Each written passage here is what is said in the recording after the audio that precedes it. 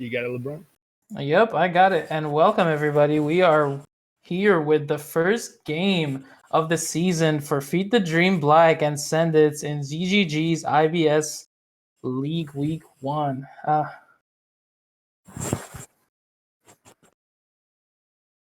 So sorry guys, I had to mute my stream there. We got our two co-casters over here with the Bully and Pocket Pick. How's your day going, guys? It's going absolutely fantastic. How about yourself? Huh? Doing all good, all good. We already saw the drafts come up over us over here.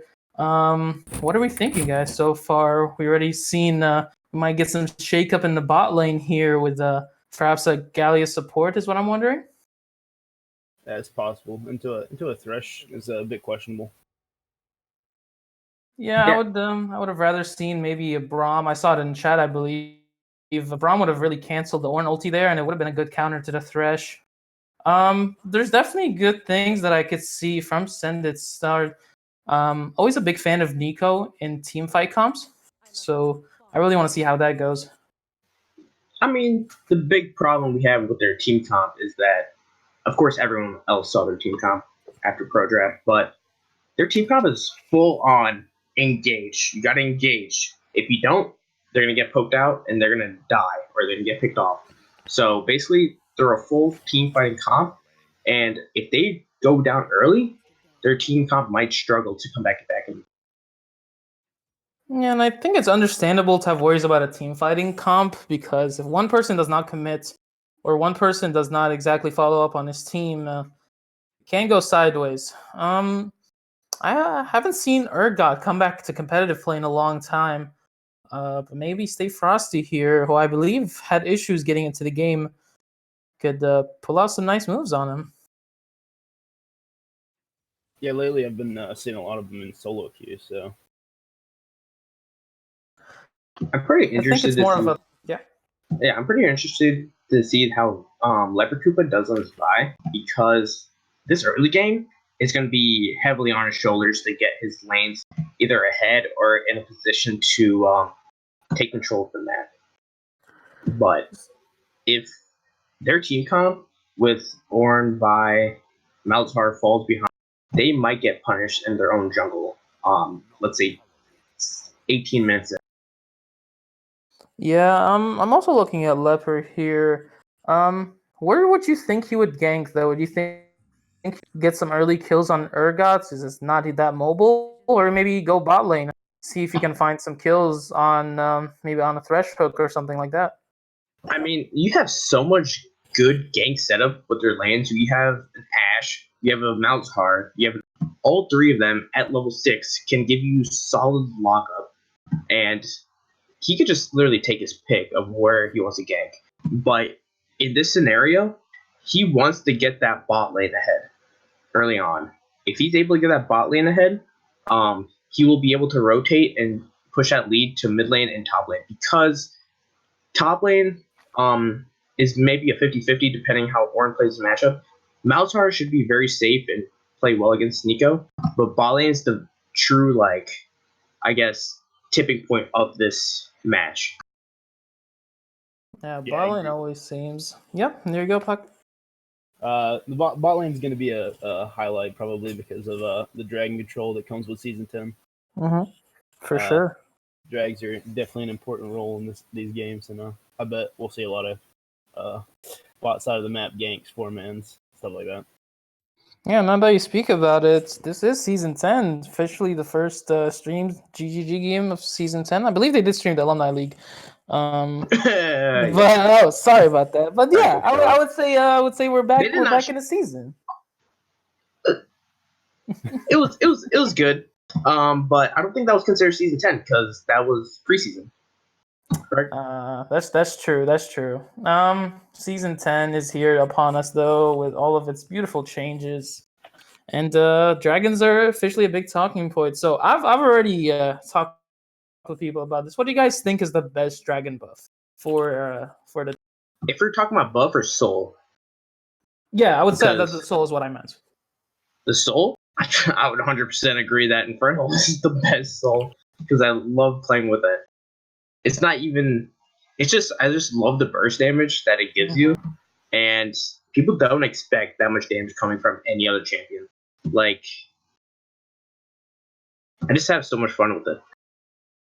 I'm actually a pretty big fan of the Ocean Soul with just the regeneration levels that it's been getting. It's just, especially as someone that likes to play a lot of tanks, a big regeneration on something like a Tom Kench or I don't know, like a Nasus or a Cho'Gath top could really change team fights because they can like shut down a team and then they can always go back and fight them again because they've already regened.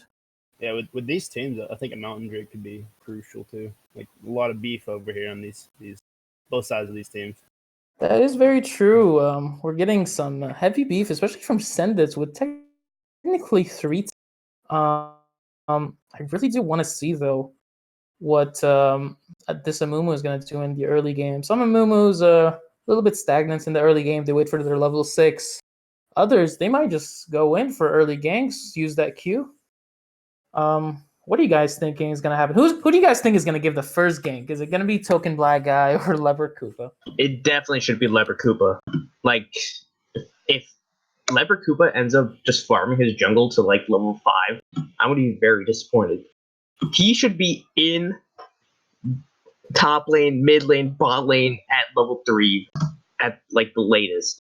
At level 2, he could get a very good level 2 gank off, but I expect him to at least get that level 3 to ensure a blown flash or even a kill onto either. But if Amumu actually gets the first gank off, that would be very disappointing. And now that we have around like 15 seconds before the game starts, predictions, guys, here from our two color casters. What are we thinking is going to win this first game? Just basing off team comps, I'm not seeing any beef killing on FTD side, so I'm gonna have to give it to Sendit for the game 1. You gotta remember though, Malzahar with Leandries can actually shred tanks easily, and if Ash goes the Blade of the Ruin King build, she's gonna easily shred tanks as well. Very true. So you're gonna look at team comp based on or Feed the Dream. If Sendit gets ahead, they will have a good shot at winning. But if Feed the Dream even takes an, I guess, slight lead at the very beginning of the game, then it's gonna be very hard for Sendit to come back. That's very true. So would you say that you're giving your prediction here to Feed the Dream or no? I will give my prediction to Feed the Dream. All right. I don't know. I heard the butts. League. That's true. You never know. So, I won't break the tie. You guys, yeah. Well, I guess we'll have our chat. All right, we're gonna bet on this, right? No, what? You guys can bet on this. Yeah, mystery skin. Watch you guys. Mystery skin. Oh. A mystery skin. Let's go. For sure.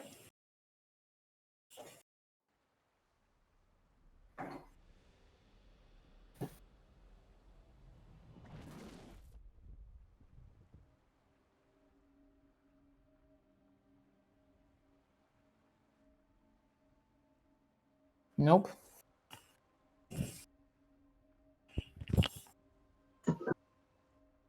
I'll be right back. Yeah, I'm in good.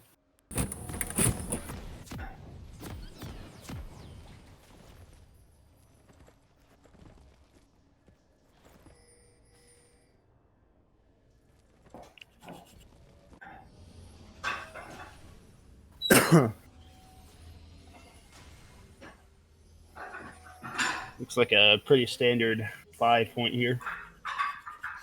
Yeah, I really thought we would see a little bit more action from Feed the Dream sides. Really would have wanted an invade. Thresh Ash can be very deadly in level 1. No doubt. Especially into a VIQ or an E. Yeah, that's very true. I don't know. Maybe I was hoping for too much there. But one thing I am very 10 skins all around, everybody. Yeah. Nobody missing a skin. Yeah, there we go. Always love to see that. Look at Mr. Moneybag Team. Oh my god. Yeah, I feel like do we Before have his two skins? prestige skins over here, Nico and Thresh, or is that just Pulse Fire for Thresh? I think that's a Prestige Edition. Oh, yeah, we got fancy stuff over here, guys. So early game, Bully, I believe you said Leper Koopa would be the first one to gank here, and if he would gank, if he's starting blue, would you think he's just gonna send his gank to blue side to top lane? So I think top lane has a really good gank potential and bot lane too. So, he could literally take his, but he might try to also punish his movement in the jungle because Vi is extremely strong against his movement. Yeah, that is true, and you can definitely see that a bot lane like Ashe Thresh can definitely push it a bit earlier. I'm actually surprised that Mumu decided to go buff to buff. See that first hook coming out in the bot lane? Yeah, we definitely have a little bit of engage. I don't think Thresh is gonna want to fully go in with only level 1 though. No, definitely not. Not into a Galio. I think early game will be pretty passive until the junglers decide to show up.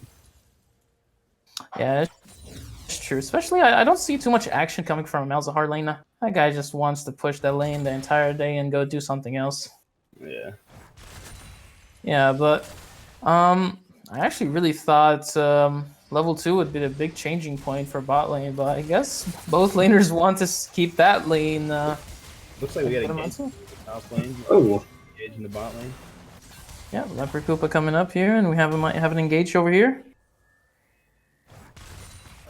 Oh, so Red- he didn't blow a flash or anything.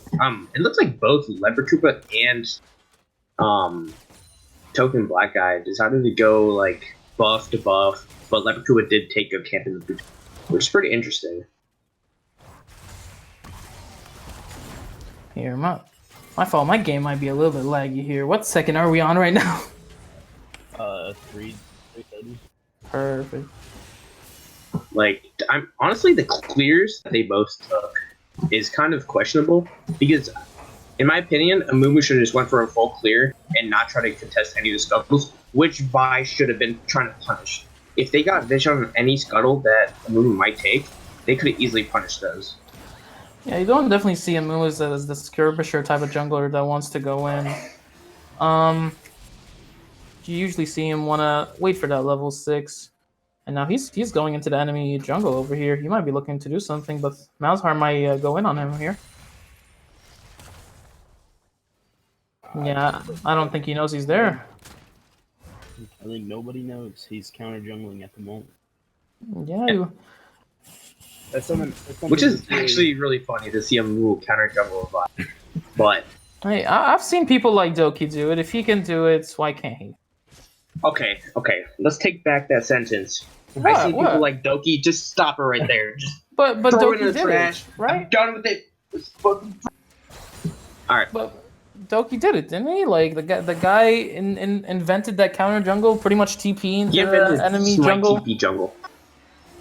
Hey, nothing against the Dokester here. I'm just saying. He's done it against me before. Gotta appreciate it. He's also tried to counter when he was like 3 levels behind. Hey, so you gotta do what you gotta do. We got first dragon coming up. Yeah, we. Yeah. Yes, I believe we are all good over here. And oh no, we might see a gank here mid by the Vi on the Nico. Going behind him, he doesn't have the level 6 or no, I think he's just gonna let him push it. Top lane is actually going extremely well for Feed the Dream. He's a 14 CS on this Urgot, and Ornn is going to become extremely tanky and hard to kill. Leper might be stuck over here. He might need to find a way to get out, and he does. Gets the stun though. I don't think they can follow up much on that. Yeah, Nico didn't have any mana, so even if Amumu was there on time, I don't think they would be able to kill him.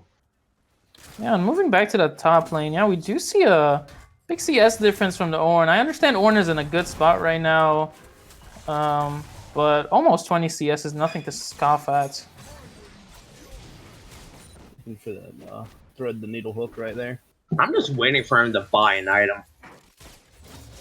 Yeah, it's Urgot still hasn't even bought anything yet. He has not backed a single time. And Yeah, so if Ornn actually decided to buy an item in this lane, he could punish Urgot extremely.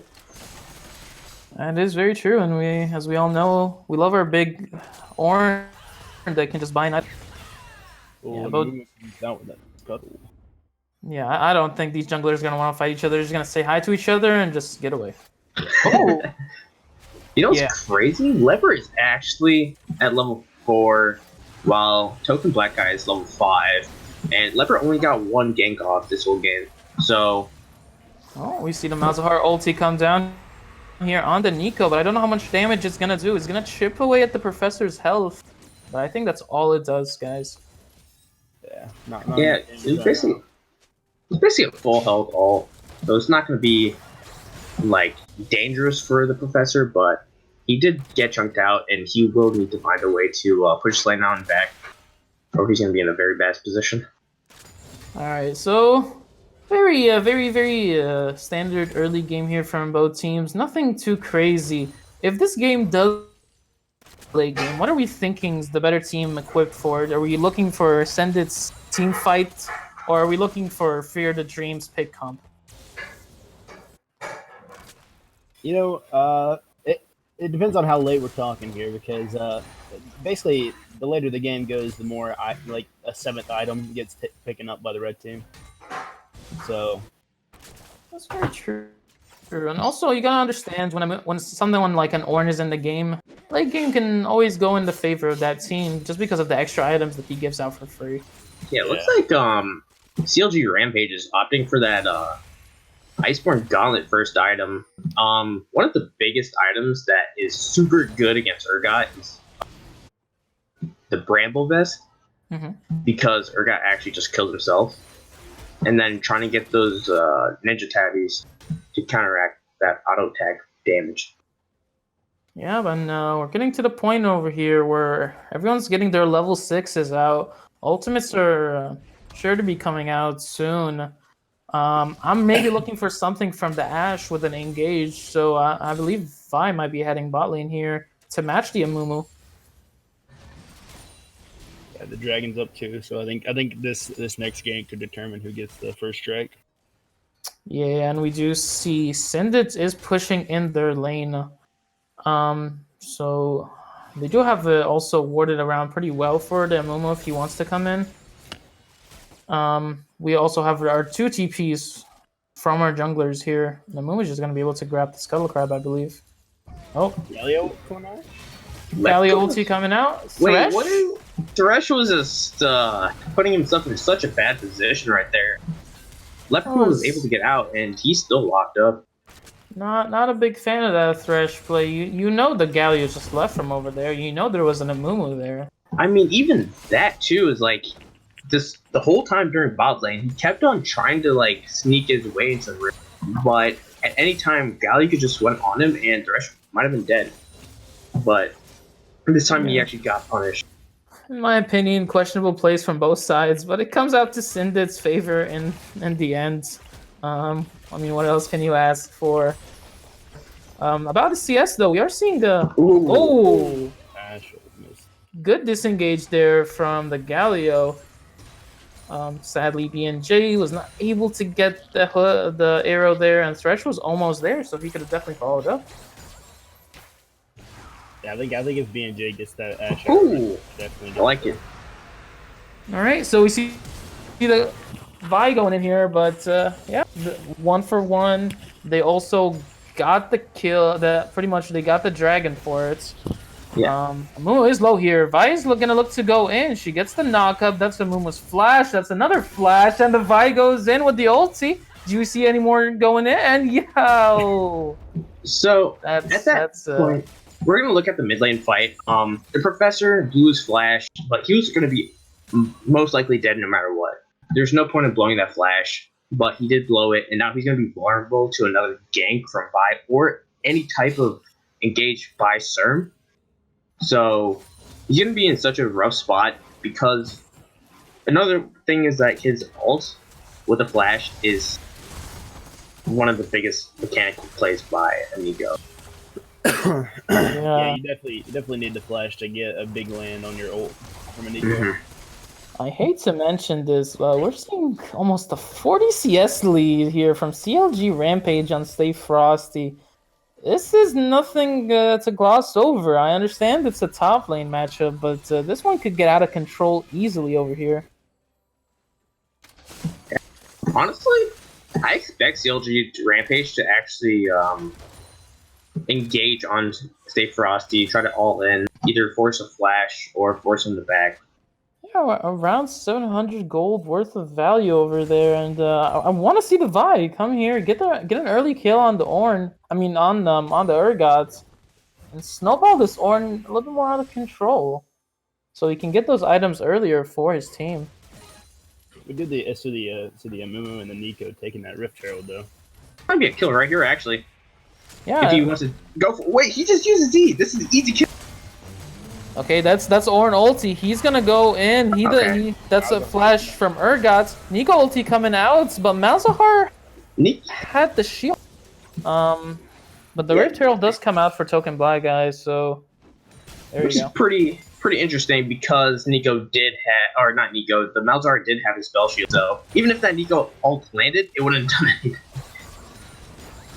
Yeah, and he's playing a little bit with fire over there, trying to get the blue buff, but he does get it. It's all good. He knows himself. I really wanted to see that kill from Ornn, to be honest, on the top lane. So it didn't seem like a great play from the Urgot to use his E to engage and get closer. You only want to use it for the CC so you can lock in that W on your opponent. Thresher is low health. He's playing around with fire. I don't know if you should be looking for hooks when you're that low of health as Thresh. I'm actually pretty impressed by the Caitlyn CS right now for an IBS league. It's extremely solid. Yeah, around 120 in around 14 minutes, which is pretty good, I gotta smurfing. say. Yeah, already getting But smurfed. Same chance in the first game of the season. Gotta love just IBS things. They're also looking pretty high CS difference. Amumu here might be going in. On the minions maybe, but it's not like he's going to be able to do anything to that lane. Because if he did go into Malzahar, it wouldn't have done anything, and Malzahar would probably... Yeah, I don't like that Nico here is getting the... So you need to stay away from the minions. If you see the Malzahar space aids come close to you, just need to get away. Just stay safe, my guy. Yeah, but as we keep going, CS in the top lane is gonna keep going, and honestly, CS have been pretty good from a ton of people around. Ornn has ult, like they could easily kill. Vi is going in on Urgot over here. That's Ornn ulti coming out, and it's not even needed. But even without Vi, Ornn could easily have killed Urgot by himself. Yeah, but without that, we do see the Rift odd sides, and it's probably gonna get another charge here. And top lane doesn't want to push. They're gonna both back. And Malzahar might have seen the Amumu here. Amumu does have smite. Ooh. Might be a good ulti from Malzahar here, but the ulti from Galio comes out, makes sure that they're able to get the blue buff. And yeah, I don't know, not questionable call there from Vi and Ornn to not stay in challenge for the tower at the very least. Malzahar actually did a pretty solid job of both forcing a bunch of ults from both Galio and just Galio. And he was able to get the blue buff. Just IBS things. We have 4 people sitting on a ward. That's just normal stuff, guys. And here we have the Ashe is getting damage in from the background. Nico ulti is coming in, and that's a big one. And I think Ashe is just gonna keep running them down. Caitlyn's gonna come close soon here because Malzahar is on her. That's a double kill for Ergot's coming in from the back, and he's gonna get the fear on 2 people. He might be able to clean up here. Ash is able to use her flash and get away. What a fight! Interesting. Ash still had heal. They could have easily turned it on to Ergot and killed him. I just wanted to say that entire fight started when 4 people were on a war. you can go on, though. Just IBS things. And here it is. Frosty's gonna stay in the mid lane to try to That's contest not this a good idea, Frosty. I don't know if you want to do that, Frosty. And he does get away with his life. He's still a 10. If he stays here, that's gonna be very big brain of him. By big brain, I mean small brain. So we do see the first tower come here from Fear the Dream. They're able to get the mid tower, which, my opinion, bigger deal than the bot lane tower that they were able to knock down earlier by Sendit. Just on more for you, especially when you have objectives like the dragon coming up here soon. And it's going to be an Infernal Drake, so that means we're not going to be able to get Infernal Soul or a Cloud Soul coming up. Oh, Hook lands actually... I thought he could have gone in, and he does go in. Yeah, with taunts here from the Vi. He's gonna keep going. Leper is gonna get knocked up, but here's the rest of the team. We have a TP from behind them by the Ornn. Ash still has arrow. Yeah, I was waiting for the Ash arrow to come down. I believe he just. Oh, okay. While that was happening, oh, they used the blast cone, so no still there. Here's Ornn ulti coming out. We see it on the Kaylin. Ash arrow comes out, but it gets the bigger ulti. Taunt's coming in from the Galio, but he's not tanky enough to sustain that. Nico is able to get ulted by Malzahar before she can ult in. Great job from Serm there, understanding that she's not going to be able to engage. A big thing that Sendit's doing right now, they're going in one-on-one, like 1 by 1 into that team fight. So they're not able to wombo combo their really very big ults together, but they're just gonna go 1 by 1 and they're gonna die. Yeah, Serm is actually doing very well this game. He's so far the MVP. Yeah, Serm is doing, as you said, very, very well there, especially with the Malzahar ulti there to stop the Nico. A second later, and that's a 4-man ulti for Nico, and the second Rift Herald is going to be able to go to Feed the Dream. What am I saying, yeah, guys? you gotta feed him and feed him. I'm so sorry. Oh god, it's been a long day. The Ornn's about to hit level 13, so he'll be giving out items soon. Give it to Malzahar, 100%. Mike and one of the players from Feed the Dream. Yeah, and we are going to see that. Is it I believe a level 13 for the Ornn is when he can start giving the items? Yeah. Yep. So far, a trade of dragons, though, and we have Fear the Dream, do have the Rift Herald. Now, would you guys put it mid lane to keep even the push keep going further, or would you break an outer turret in top or bottom? I mean, it depends. They have to look for their lanes get pushed up, see what their because they are very strong right now. They can look for a pick, and then they might be able to push down not just a tier 2 tower, but maybe an inhibitor tower mid lane. But if not, they might be able to get at least 2 towers from that Rift Herald. They just gotta use it properly. So now that we look at the next team fight, I'm really worried if they let this Ashe get to the damage. So I really need the Galio or the Nico to be able to CC the Ashe for Feed the Dream. The fact that Serm is able just to push off 3 champions from Sendit by himself is absolutely terrifying. Yeah, and it was great silences on his end as well to be able to stop some damage coming out, which is leaving Sam Gaming Alien to be able to do some free damage on his own. And now we're just going to keep seeing this Malzahar keep going with the CS. That's not going to stop. Space aids all the way. And Dragon will be not coming up soon, but we already have the Baron up. But I don't think teams are going to worry about it for the time being. No lane switches so far. Mostly the bot lane has stayed in the bot lane. Top laners are still duking it out in the top lane 20 minutes later because, you know, Ornn things. Yeah, at this point, I would like to see FTB or yeah, FTD. I would like to see them just run it down mid because they're super strong right now. They could probably win a 5v5. So I would not want to do that, but I would like them to try to gain vision in the enemy bot side jungle and try to push pressure for that next dragon. Because that next dragon is going to be extremely to stay in this game by staying in it. I mean, if they want to win this game, they need to start executing on those free gold turrets up top and bot. Yeah, and Rift Herald is soon to be gone from Leper, so he's gonna have to choose where to place that soon. But I gotta say, I agree with Bully here in that they need to look for picks more with their comp. The Thresh hook or Malzahar ulti. They have the Ash arrow. They can literally send that. Yeah, I keep forgetting about the Ash arrow because we haven't seen it used this often this game. Like right now, this Caitlyn's mid lane just by himself. The Ash arrow would easily. Oh, come on. You gotta send that out. You gotta send it. Use the Rift Herald mid. Malzahar is gonna keep pushing bot here, and might be a little bit of trade here in the top lane, but both are gonna back away from each other. And poor Shelly.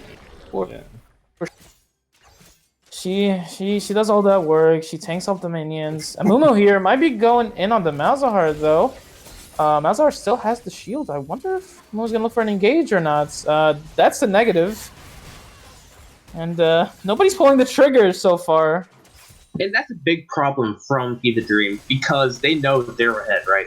They know they have full control of this game. 5k gold lead?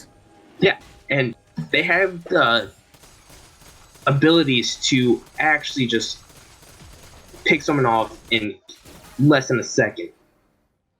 But they're not. We see both teams are gonna huddle up around the Drake over here. Malzahar is gonna not be able to clear wards. They are just yet. Drake just awakened. Actually playing extremely futile right now, too, which is absolutely crazy. I would also have to put out. It is the first game of the season. People don't want to become a meme already, you know. Nobody wants to be the guy that threw the first game of the season first. Oh my god! I think Malzahar took that. Oh yeah, he did. Serm, honestly, MVP status so far. Just for taking that. Insane player. Are you kidding me? Taking the scuttle crab. Oof. What can we say? What can't we say about this Serm guy? Insane player. And now they're alone in the Drake pit. I wanted somebody to wake the dragon so he can Drake get even... did not go get Yeah, the Drake is just sleeping. Seeing everybody around him here. They're getting absolutely punished by this Malzahar right now. Yeah, he's pretty much zoning 4 people away on his... Yeah, and look, Urgot was in the pit. Just able to walk, but... Wait, what is Ornn doing? Okay. Ornn is doing his thing top lane because Urgot is not answering him, and he might be able to get a tower for it. It's the TP. TP is used by Urgot to go back to top lane. That might be the reason to start the dragon. Just do it. Just do it. Ornn was looking for a TV play, so he was standing still in lane. But this... They're standing on the ward. No, this is how the last time started. Ornn can just go straight aggressive onto to Urgot, but I gotta say, FTD, you saw Ornn you saw the Urgot use the TP. You gotta start the dragon now. He can join the fight. Yeah. You have your own TP. Except the Thresher decided to reset, picked up a couple of wards, came back, but that dragon is free for the taking for FTD. Yeah, but both teams, and Urgot is able to get the tower, and he's gonna have to get some damage on here on the Ornn. Ornn ulti is coming out. The Flash is not able to get it from CLG Rampage, and now Sendit is starting the dragon. Free fight for... Oh my god! How do you let Sendit take that dragon? Oh. You hate to see it. Ash ulti came out. Wait a minute. The flash coming in from Vi. Leopard, but he's able to go in, but he goes in on the Amumu. No ulti is coming in from the Nico. Bad fight from Sendit. Sendit, and Kaylee's just gonna have to run on its own. Thresh has the flash, but he's not gonna go in. Okay. just so many ultis there that were sent out in the wrong time, in my opinion. Nico ulti, I don't think hit anybody. Vi ulti was used on the Amumu, and the Ashe ulti was used after the Malzahar ulti was used on somebody. Did I don't know. Did Leopard Koopa ever use the Rift? Yeah, they used it mid lane. Remember when Shelly died? Oh yeah, you're right. You're right. You're right. Apparently he was trying to sweep mid lane. So, okay. But yeah, FTD wins that fight. I don't know what happened, and it's now we see Sendit's top lane tower is pretty low. But we're already seeing heavy pressure going on the mid lane and bot lane waves. And I really thought Urgot could have won that match. Could have won that trade top. I thought he had a good chance, but the flash came out maybe a little bit too late and still got hit by the ulti. Yeah. So at this point, if you're FTD, you gotta look, or you gotta realize that you guys are extremely strong, right? Mm-hmm. You have so many abilities that could stun, root, do whatever to the enemy team. You gotta just utilize that. Yeah. Pick off the enemy team before they could even try to react to do something. Yeah, because that dragon definitely should not have been theirs. Yeah. To send it. Not a big fan of Thresh being top lane here. He should be really around his Ashe and look to start and engage, because guess what? Ashe Arrow's back. Like, oh, I want to see if Space AIDS goes on again. Why are you guys doing this to me? Oh, the Ornn ult comes out. Ornn ulti comes out. Dodged by the Caitlyn net. Okay, there goes Ornn ulti for the time being. That's a couple of engaged tools gone out the way, but so far we're seeing Sendits. They're just gonna you guys push have mid lane. Ashe or use it. Come on. Vi? Nope, just gonna look for it. They're scared of the Urgot right now? I don't know. They were staying back from the Urgots, who was 1 and 2 while they were 3 and 0. That was definitely an easy engage from the Thresh and Ashe. Yeah. Because Ashe has Blaze Rune King that would easily chop up Urgot. Urgot is waiting in the alcove, by the way.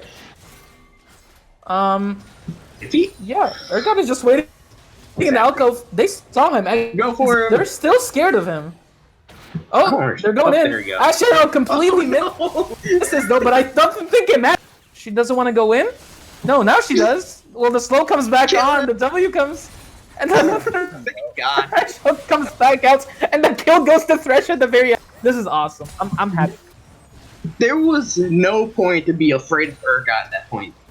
Ashe is extremely strong right now, and you have so much CC that he can't, like, do anything, I guess. Yeah, she missed the Ashe Arrow, but I don't think she even needs to hit the tower. She could have just fully straight gone for him, but Urgot stayed, and he got close for her. And yeah, Galio here is gonna be behind, and Nico is coming in and telling him, "Hey, buddy, I'm the real Galio here." Ulti comes out, but Unstoppable was on. This CLG Rampage is he's too huge right now. There's no reason to do that. And Malzahar ulti comes in, and I think it finishes him off. Serm just absolutely just destroyed a movement. Such mechanics. You can't ask for more from a Malzahar. Just outplay potential from Malzahar. It's insane. Oh my god. E into R into Q is too much.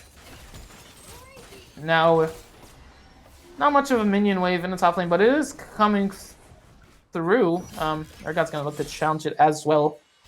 Again, we're seeing FTD take it a little bit slower right now. They did win a few fights across the map.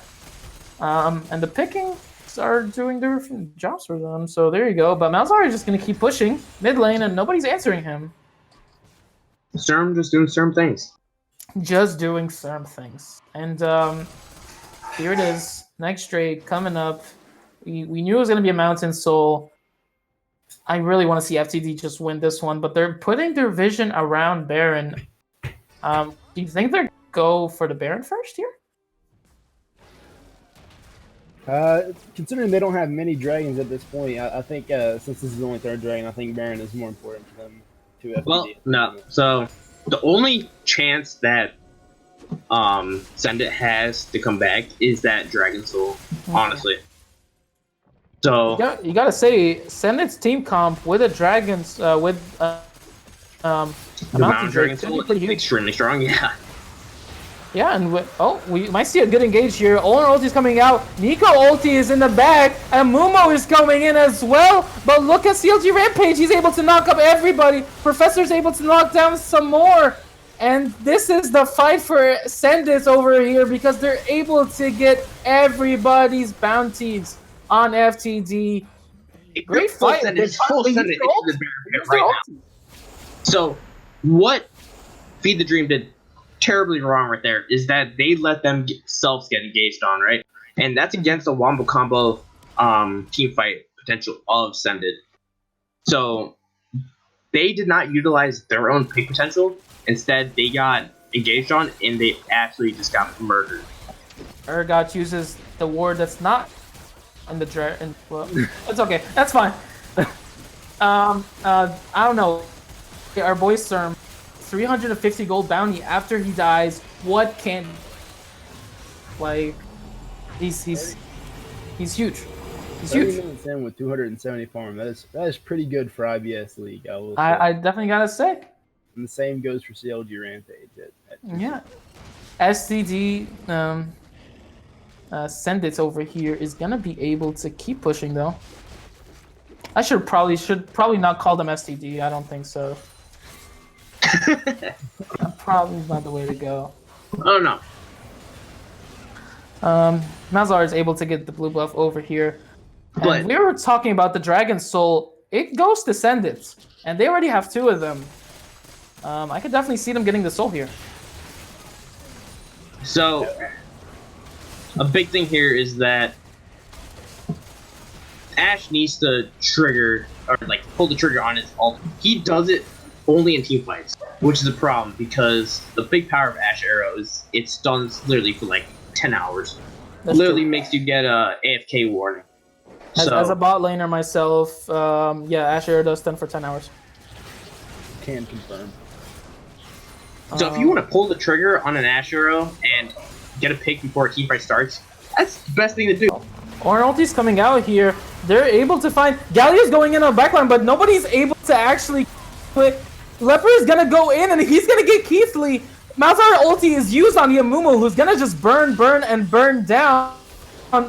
Because Urgot is able to use the ulti on Leper Kuba. I guess good engage from the Ornn and from FTD. Yeah, this should be a free inhibitor for FTD. But like I said, the Ash Arrow actually came extremely late. It actually went onto the Galio, I believe. Mm-hmm.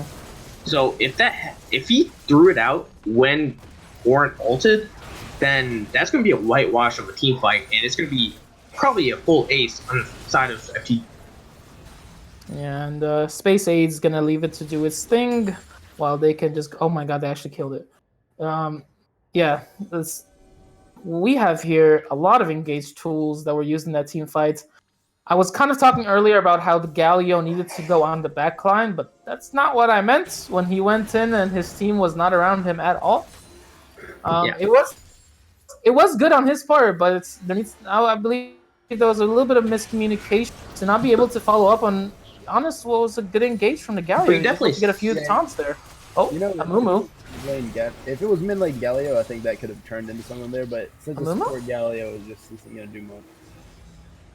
You definitely saw what I meant there, though, is when they get engaged on, they're playing on the back foot, and they're going to get in a team fight that Send It wants. Mm-hmm. Well, in that situation, FTD was engaging, and they were able to split up Send It's team fight potential, and they were able to basically kill him before they could get any kind of wombo combo off. And also, big minion wave mid lane here, so they have to send a lot of people back just to stop these minion waves because they had a huge one pushing in on their side from mid lane and bot. And I believe top lane is going to push against them as well. So Fear the Dream has the minion waves so far, and they have a few wards in the enemy team's base as well, so they could look for a TB play. The third Mountain Drake is going to be coming out here soon. And this And- has to be. Oh, and they're able to find Diamumu. He's just going to get every single ulti from the team. The guy can't move. Make the guy move. He's That not was literally 3 ultimates. Honestly, that's all they like. They got the guy, and they got this. They got the guy. That's all you can ask them for. Ornn is on the backside and he's doing a ton of damage. Serm is around now. Good flash to get away. Stay frosty. Absolutely just murdering everyone. Codine's gonna be able to go in and not get out because that guy has no stories to tell. Yeah, We're that gonna should see be the game. Nico. They can just run it down mid. I believe so as well. They do have a good wave mid lane. They're going to be looking to clear that as quickly as possible, but I think if they can just carry those 2 minions, they're able to finish out this game. Yeah, the minions are going to keep going. I don't think they can stop them over here. Amumu is back, though, and Nico is coming in. That's the ulti coming out. Malzahar has a shield on, so he doesn't die. Amumu's able to get out, and Ornn ulti is already back on cooldown. Up and down, up and down. And the Nexus is probably the next target over here. K was just using the bouncy ball and just got absolutely destroyed. But that would be the first game going to Feed the Dream. Oh my god, that was a close game. I would say at points Feed the Dream threw very hard, but at points that Send It could have won, but they did not execute properly. Maybe game 2, we'll see something different. It was mostly controlled by Feed the Dream there. I wouldn't say it was that close, and I think a throw around Dragon Pit. So, I think Feed the Dream realized that they couldn't be the one to get engaged on. That's true. But Send It did not realize that they could potentially wombo combo Feed the Dream before they got anything off. So, I would say it was pretty close if Send It realized what their actual win condition is, which they did not. And now we gotta just give it out for a little. Should we give an MVP for game 1, or should we do it first? You know what? We'll do it for the series. We'll do it for the series. We'll do it for the series. Great game 1, guys, so far, and yeah, I believe we'll take a break and be back with game 2 for you guys.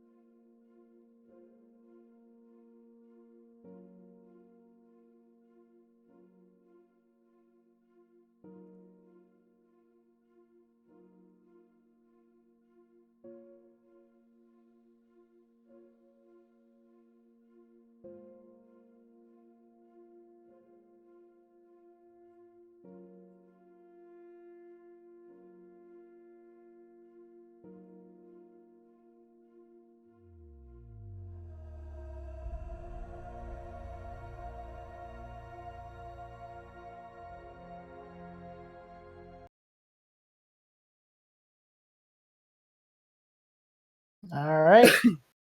And we are back here with game number 2 in the first series of the season. Sendits versus FTD here. We already saw the pro draft go down. First game just finished, guys. How are we feeling? Predictions? Are we gonna stick with our predictions? We're split in. Or are we gonna change them? I never had predictions to start with, so Oh, okay. I'm not a I'm not a big connoisseur of IBS, but I'm gonna go with Feed the Dream in this game. They looked decently well prepared of what they had to do, but of course they had major holes in their game plan, which did lead to some throws. So Yeah, I'll one give thing we them gotta the benefit notice of the already. doubt. Yeah, with the bands, everything is the same so far. Nocturne, Twitch, we already saw those, and the Rakan, and the Leona was banned in Pro Draft as well. So I don't think there were any changes in first round phase for the bands at the very least. No, I don't think many things changed. Yeah, Besides both teams. Yeah. Or being picked up for Syndit rather than FTD this game, so that'll be interesting. Yeah, I can definitely understand that both teams get how good the Ornn is right now in the meta. He's just a pick that everyone needs to pick. To be honest, if you're not playing Ornn and you're a top, what are you doing? Come on, start playing Ornn. Yeah. And we had a little scare fright when we were in lobby because both of our mid laners here we found out they are just professional TFT players, and they are all good for IBS. So I want to see the professor popping off on this Talon. That's true. Talon's always a spicy pick, especially in competitive, because when it's played right, and he can just shove the wave, run around, get some kills, and come back to his lane. This will be a very hard game for a professor to pop off on. Because if he does go hard at Ari does have her Spirit Rush to run out of the fight or do anything like that. You give a Shen and Nunu who Talon can't physically from one shot, so it's gonna have to be the Xayah, but Xayah is Xayah and can just ult. That is true. Xayah is Xayah and can just pretty much just get away from Talon when she has her ulti up and stun him while she's at it. We are seeing tanks coming back, top and jungle both going tanky, and it is going to be a Swain support here from Cody against Sugaton. Is it Sugaton? Is that how do you say it? I think it's Sugar Time. Sugaton. You're right. So he's gonna go back with his Thresh, which was good. Nothing exceptional. I don't think that I remember, but it was a good pick here for him early on. Swain support though, haven't seen that one in a hot minute. What do you guys? I think early game this bot lane is going to be heavily one-sided in the damage charts towards Syndit because of the Jinx rockets and the Swains. Early damage is kind of nutty. Yeah, Swain's damage early game is insane, and if B&J and Sugaton or Thresh doesn't respond, they're gonna get punished for it. Yeah, that is very true, and also think there's a lot of things that they have to respect on Sendit because Sendit has a lot of ways to kill them, whether it's with a Swain E or an Amumu like ulti or just an Ornn knockup or a Talon jumping on them. A lot of ways to assassinate them, which is why I do like the Xayah pick. It's one of the safer ADCs. and especially with something like a Thresh who can lantern out to safety. I think this might be a good pick here for Sam, who was able to stay in the back line last game. Damage charts was not in his favor, but he was able to keep himself alive, get some CC on much needed targets. And also a big thing, I also love when Shen comes in and you're able to use that ultimate for competitive play because it's a lot more organized than solo queue, and he's able to actually give the help he needs. You know, what I wish is if one of these jungles pulled out like Lee Sin and started going crazy with it. Well, we might not get a chance for that because Probably FTG not. here, if they win this game, it's this series is theirs. Send it if they're also able to win it, they can make a comeback. We've seen it a ton in IBS, and I wouldn't be surprised.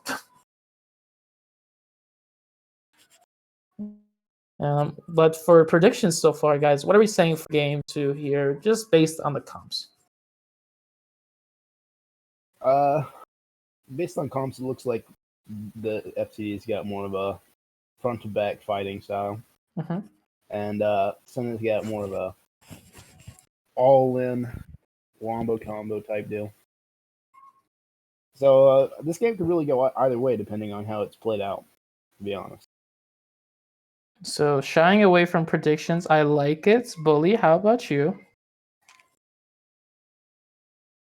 In a team fight scenario, I think it makes so much more sense for FTD to play front to back, and which makes me kind of like, I don't know, on the fence is the talent, because it does not really make sense with the team fight comp that Senate drafted, but maybe it'll just pop off and maybe it'll send it to a victory.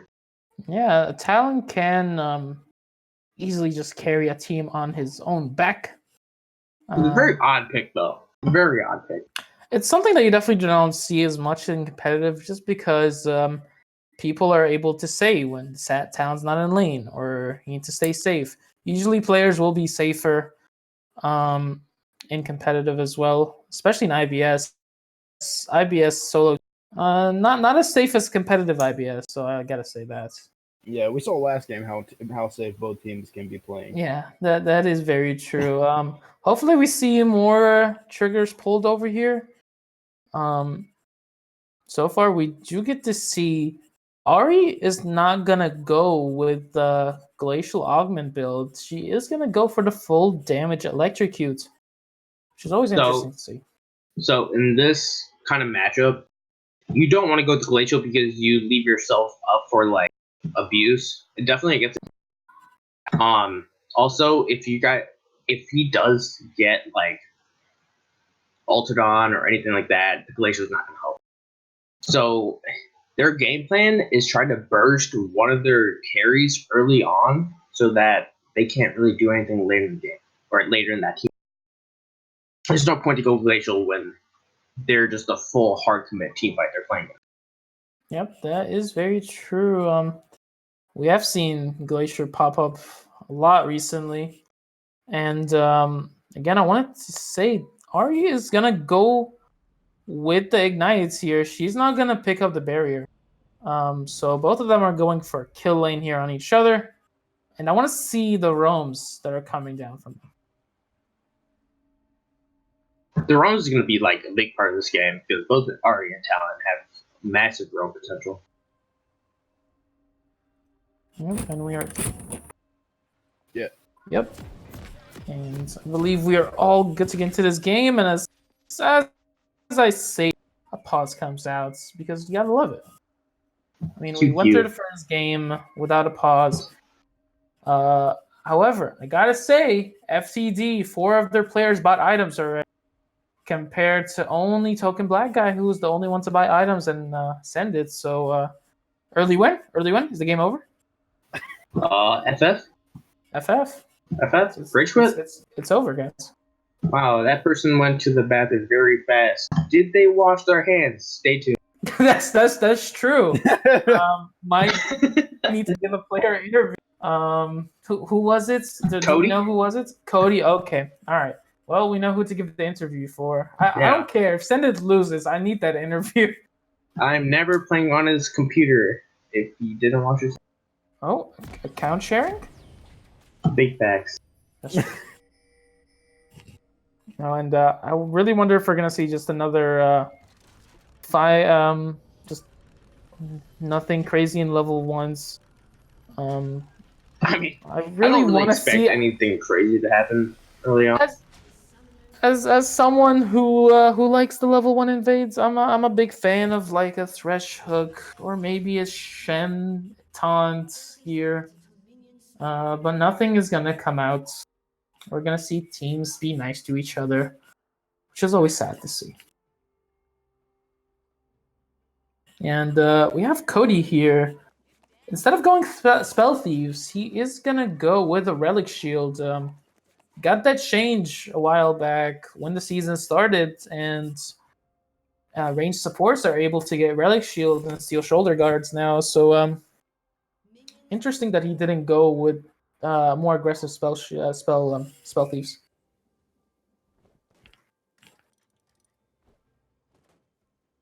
And also, what are we expecting here for Jungle Path? You guys think they're gonna meet up for Scuttle Crab After top last side game, soon? I have no clue. Okay, perfect. Because they could be going some crazy jungle paths, 200 IQ, where it's your IQ. Like, literally, it could be anything. That's the thing. You can make things 200 IQ even if they don't look like it. If they work out for you, look, it worked out, right? Did he just smite? Oh, Moo did smite the red buff right there. Yeah, and he is gonna go to his chickens this time. Oh Not my gonna god. go buff to buff, even after using the smite. I guess he didn't. I guess this game he didn't expect like a fire thing to try to contest his spell, which is. Yeah, and we did see a little bit of what a Swain support can do. That was just 1E. He was level 1, and Saya's pretty much almost half health right now. And I want to see, because we do have the double. Oh, we might see them keep going. Nope, eyes. Nope, just a wet noodle fight over there in the top lane. And Nunu here is gonna come in early. The charm is landed, and Nunu is able to get a few more damage. And he almost died actually. Flash is used from Nunu, and Serm is gonna already have his ignite on cooldown. Nothing too crazy. That's perfectly fine because that ignite is in such a short cooldown that flash is gonna make Talon very vulnerable to any other ganks. Plus, he's gonna lose a lot of this XP and CS mid lane. That's very true. Thresh gets. Ooh, I'm surprised he didn't go on that. He did have the level 2, and I believe Swain's E was on cooldown. You might see the two junglers meet up. He might get another one here. Oh, Sam is gonna have to use his heal. I don't think he's gonna burn down fully here. he is gonna live, but Oh, Swain! Swain! The nice one from Cody. I don't care if he didn't wash his hands. That was insane, ladies and gentlemen. And now we see Serm. He's gonna roam to the top lane. B&J just got sniped by the. Oh my god! I'm just gonna throw that in the trash. Just go. I gotta give it to Cody. Gotta give it to my man Cody. He did what his thing, and also what we talked about. Oh, we might see it again here. Oh, the flash comes out from the Thresh. I'm loving the Swain pick so far, guys. I gotta say. You know what? B&J took a quick bag. Let's just leave it at that. He was like, you know what? I need to buy some items. Let him kill me. He needed to. I need to go back. Sometimes you need to do a little bit quicker. Sometimes you just need to shop. Nothing's wrong about the gray screen. No, we're gonna see a little jungle interference here. Ornn might be going down here. And he's gonna get collapsed on. This is not a good spot for Leper Koopa. Nunu, he's gonna go through. Talon went the wrong way. matter. He's gonna probably look for a flash, but it's too late for that, buddy. You should have known when you went to the enemy jungle. That was an interesting invade. I think, oh, E comes out here. Thresh is already low. Remember, he doesn't flash. Another E, and he could easily have the same fate as Sam. And we all know how that one ended. Not great. We'll just say that. Or maybe great if you're a Ascendant fan. We don't know. No. It's great if you want to go back and buy items. Yeah, that's very true. Oh, I see a Mumu going in here. Talon is not able to stay around. Is he gonna look for a charm? Oh, I think the charm was already used a little bit early. I was waiting for Serm to charm him under tower, and oh, that E was close. And the poke is gonna keep coming down from this Jinx. The CS difference is actually not that big in the bot lane. Bigger, only 4 CS going to the side of Keith, who was able to get Sam out of the lane earlier, but I guess not the biggest lead so far. Sidestep here. Serm, fancy feet. After the first game, they look like they're trying to punish Serm because he was by far the best player on Feed the Dream last game. Yeah, I wish we did show those damage charts. It would have been something to see. Yeah, he kind of did like 60% of his team damage. Yeah, it was well, it was something, wasn't it? Dragon coming up here. We have a Mountain Drake, and we see Amumu is around. Nunu might be going in for an engage on the top lane here. Orin doesn't have any wards. He's going for it. This is actually a pretty solid engage. If oh wait, Nunu kind of where's he going? The other way. He thought Frosty was going in, and Serm is not able to dodge that one, but he has his ulti back, and Frosty just walks away. That's the third time Amumu has gotten hit. He's looking for it. He knows Serm was a big problem in the first game. I don't think he wants that to repeat itself. Yeah, and oh, you see the engage here from Shen. He might be able to have enough. Orin ulti is coming out. It's actually not gonna hit the Shen. Just gonna clear it away with it. I don't think he was looking to go back in for it. I need to watch a replay. And now we look back at the bot lane, who has not received any ganks so far. The only lane that has been gankless. When we thought we would see more from a Talon, or as I say that, Moon was coming bot lane, but I don't think he's able to get much. Forget what I said. Swain is around. I thought he would be able to get it. Stay Frosty is getting lost over here, but they're not gonna go for it. Yeah, they're not gonna go for it. Syndic's here, really looking around a lot of ganks early from the Amumu. This is actually curious that they're taking the dragon on top of a pink ward. They know Mumu's like 2 health. Yeah, and as we all know, Nunu has 2 smites. If he can just walk in here, yeah, it's gonna have to be an early smite, but it's fine. They secure it. Nunu's not gonna be able to contest it at all. They have the Shen ultimate. They have they know a lot of information what's happening, and they decided not to just try to contest. Mumu might be dying to chickens here. No, he's gonna do it. He's fine. He's fine. No need to worry. Thresh here, gonna try to throw some hooks around. Try to be mean to Cody, because Cody has been really mean to him so far. And so far, TLG Rampage, we remember him with his CS lead in the first game. It's back, ladies and gentlemen. He's up 23 CS. There's definitely a big top difference in this series, but double E here coming out, and the flash is coming out, and the ulti from Keith Lee, the snipes from Sendit's bot lane are here, and I am all for it, ladies and gentlemen. If Sunday can keep this Jinx on growing, they might just be able to have her carry. They were, honestly, you can have both of them carry at this point. Literally, the only reason why Be the Dream is in the game is because of the CS difference in both mid and top. Oh, Nunu is coming here. I don't know how they're gonna try to gank that. Good try though.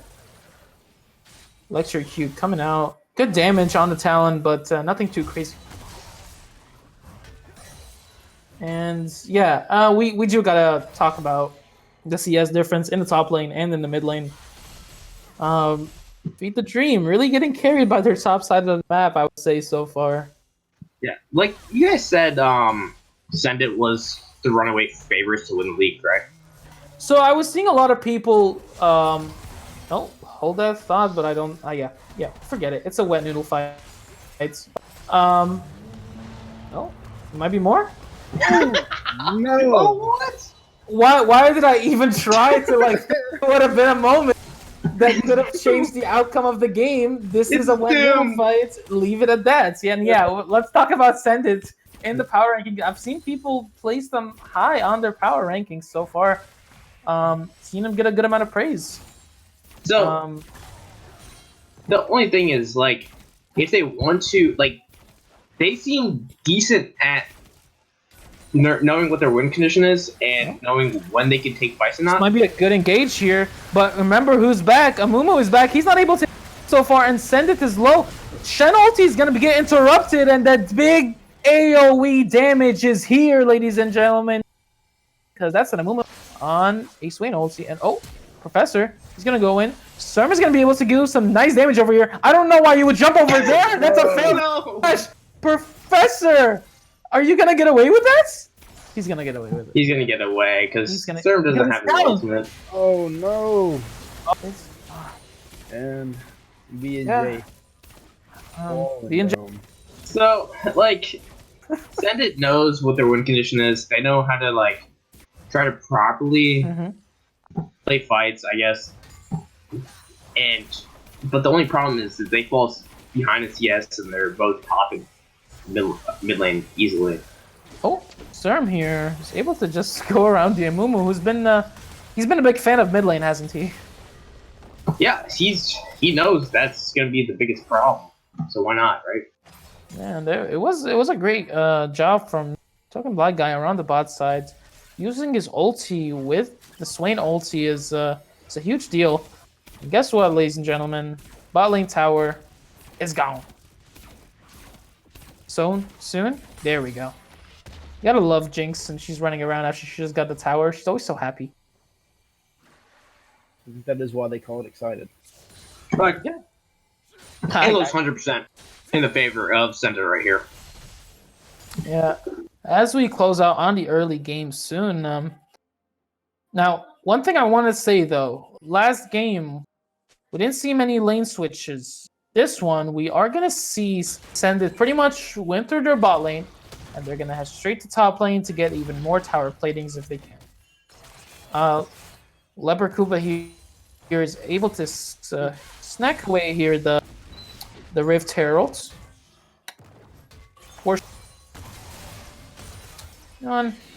Everybody always asks when Rift Herald comes up. Nobody asks how Rift Herald is doing. And Frosty over here, he's gonna get some help from Token Black Guy, and that's gonna be a great engage. Zaya ulti comes out. I don't know how much it does. It does root both of them up, and that is Thresh ulti just to slow them down a little bit. I gotta say, I didn't expect it to get out of it, and they did. Yeah, so I didn't even have to use it. It's a really good play by B&J to get out of it. That was actually not bad. Yeah, and right before turret platings are gone, they're able to pick up a few more gold here. Serm is getting big. Yeah, I think Serm is about to pick up his Luden's Echo, so he's gonna be able to one-shot Jinx or Talon. Yeah, it's always a bit scary to see an Ahri that can just one-shot you. That's the second dragon for Send It, though. Vision game has not been strong here from FTD's side, and even the first game it wasn't strong. Let's just focus on the Vision game over here. Let's not try to flame in the first game because I'm just saying in general, like it seems like they put more priority over trying to get kills and stuff like that. You know? Yeah, I really thought Shen was gonna stay there, but I guess he just pulled away after the tower died. He didn't want to leave early. Gotta make sure tower is there with you. It's fine. And we're not gonna see the FTD bot lane try to go top lane to actually answer Keith and Cody. They're just gonna stay bot lane and keep the 1v2 on both sides going. Stay frosty. The silent assassin. It's interesting. I use this to see now right there. But Mumu will be down there to help him out in case anything goes haywire. Yeah, and they are pushing here. Hook does not land. Amumu is behind them. We gotta look at that. Nuno is nowhere seen. Ooh. Yeah, nothing to look at here. We can just keep going. Just keep walking, Amumu. Just go cry somewhere else, buddy. And yeah, we're gonna keep seeing the 1v2 happen in both lanes. This is quite interesting. I don't usually see this. Yeah, it's kind of odd. Well, it's a 2v2 bot Amumu's lane. still behind them. I don't know why he didn't want to go in there. Oh man. Oh yeah, his ulti just came back right now. I think he could have just engaged on them right there. Serb almost killed Professor right there. But Yeah, you missed this charm. yeah, if the charm hit, Professor was 100% dead. Oh, for sure.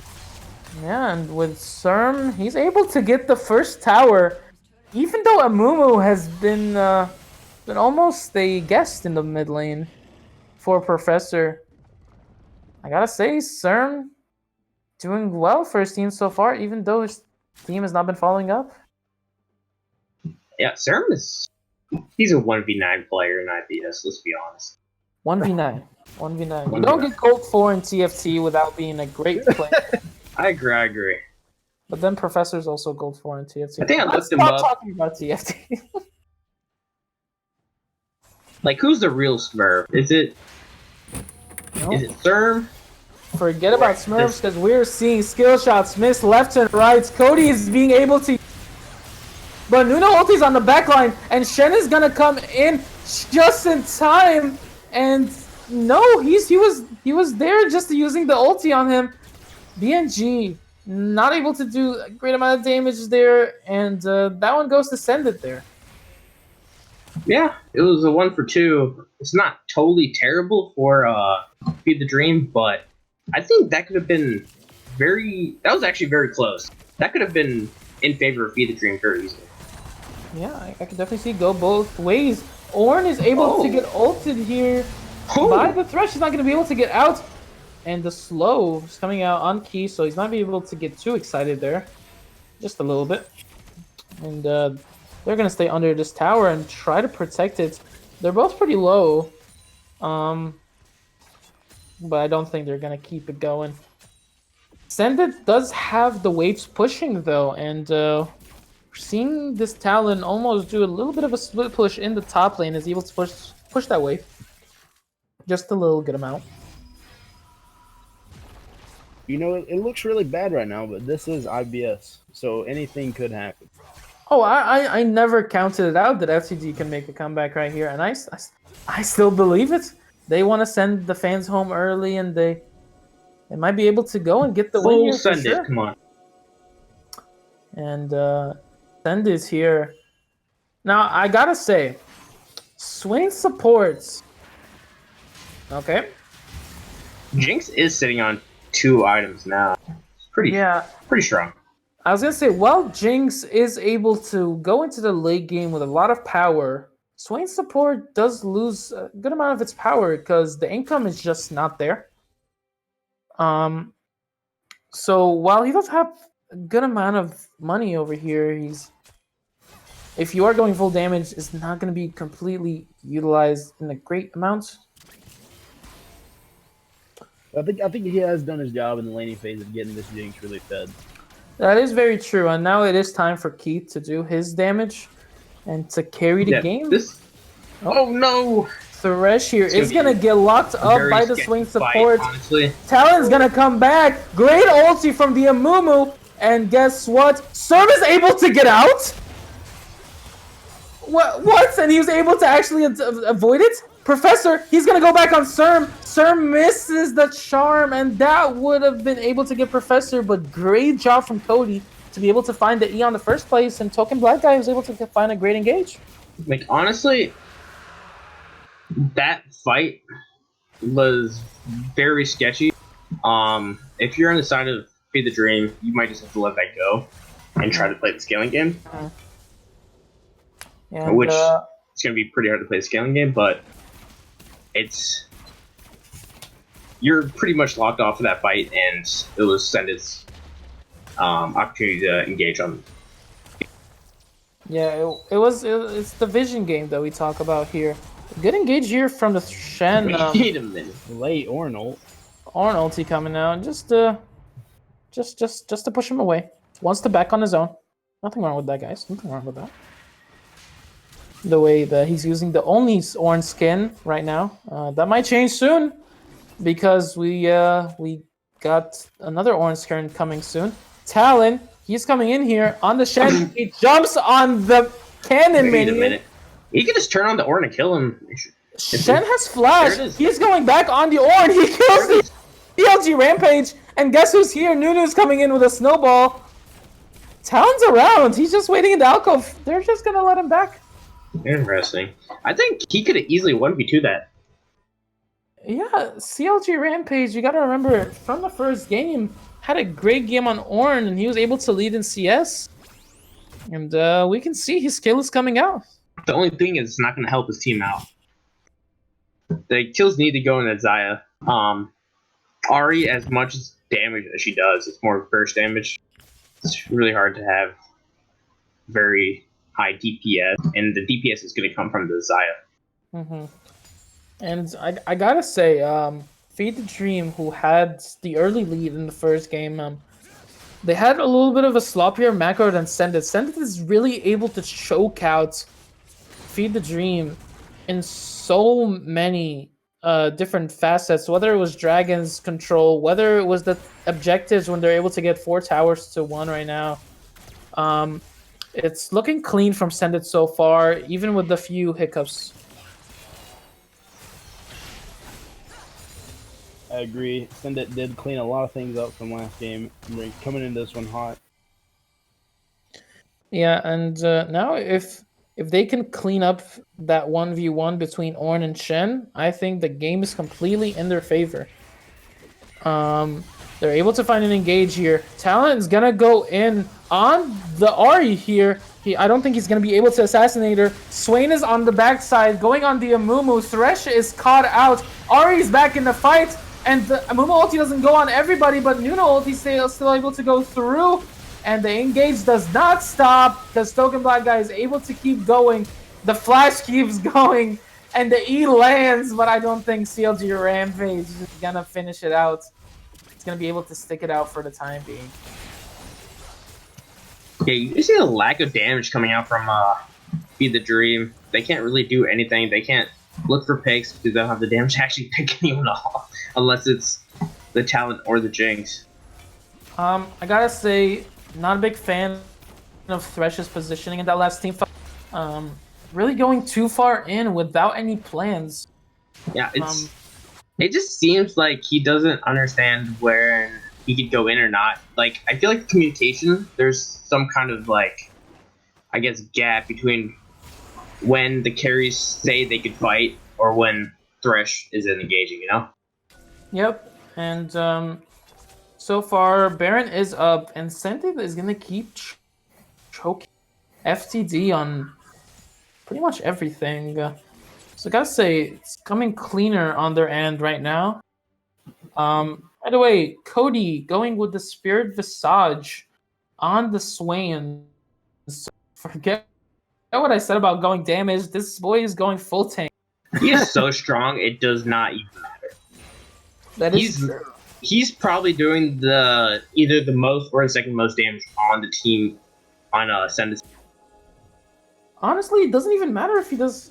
Oh, I actually thought that landed. I actually thought that landed, but Swain doesn't need to even do damage in the late game if he's able to find. Why not though, right? That's true. That's true. Oh, that's the Sword lantern. ultimate coming out. Spear Rush is down. Yeah, but the thing with Ari's ulti, extremely low cooldown. um, especially when you already have a little bit of cooldown items on your end. CLG Rampage is going to go and stay Frosty here. And we're seeing Sendit start out the Infernal.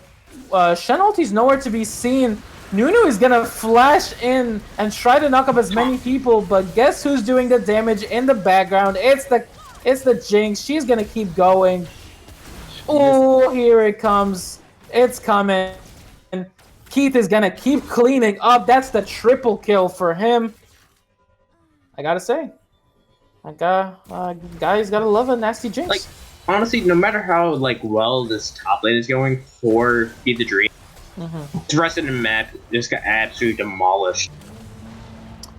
It's always with the late ultis, huh, for Stay Frosty. Yeah, that's like the first straight ulti. I'm sorry, but like... I actually like to play There's no reason for you to flash, Frosty. You're already dead. Just accept it, buddy. It happens.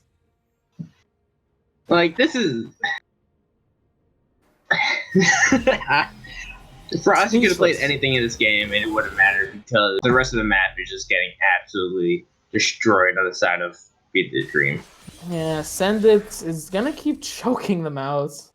And what is it right now? Now the gold lead is getting closer and closer to a 10 gold lead. It is at 8 right now. And guess what? We have a Infernal Soul that's gotten picked up here. Infernal Soul on their champions? Oh no. Yeah, I don't want to see an Infernal. That doesn't sound fair. Oh wait, on Talon? I was gonna say the Jinx and the Swain. Honestly, Infernal Soul on anybody, even on the Swain, it does damage. One's at just quarter HP. Oh man. Yeah. Leper Koopa, he's gonna have to go. He still has not gotten anything other than his. My man is just sticking it out. I think he's gonna get Visage now. Is he building Visage? What is he building?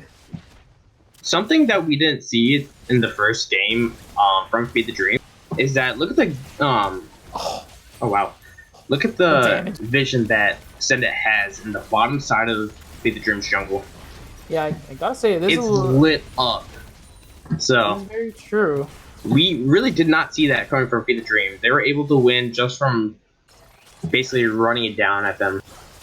Yeah, with Baron Vision coming out, we might see the last team fight here as the Thresh is engaged on. Good ulti coming out from the Shen, but what can you do? You can't assassinate because she has a GA and she can just come back whenever.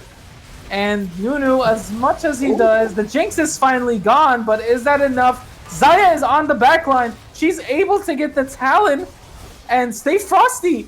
He's gonna take up the tower.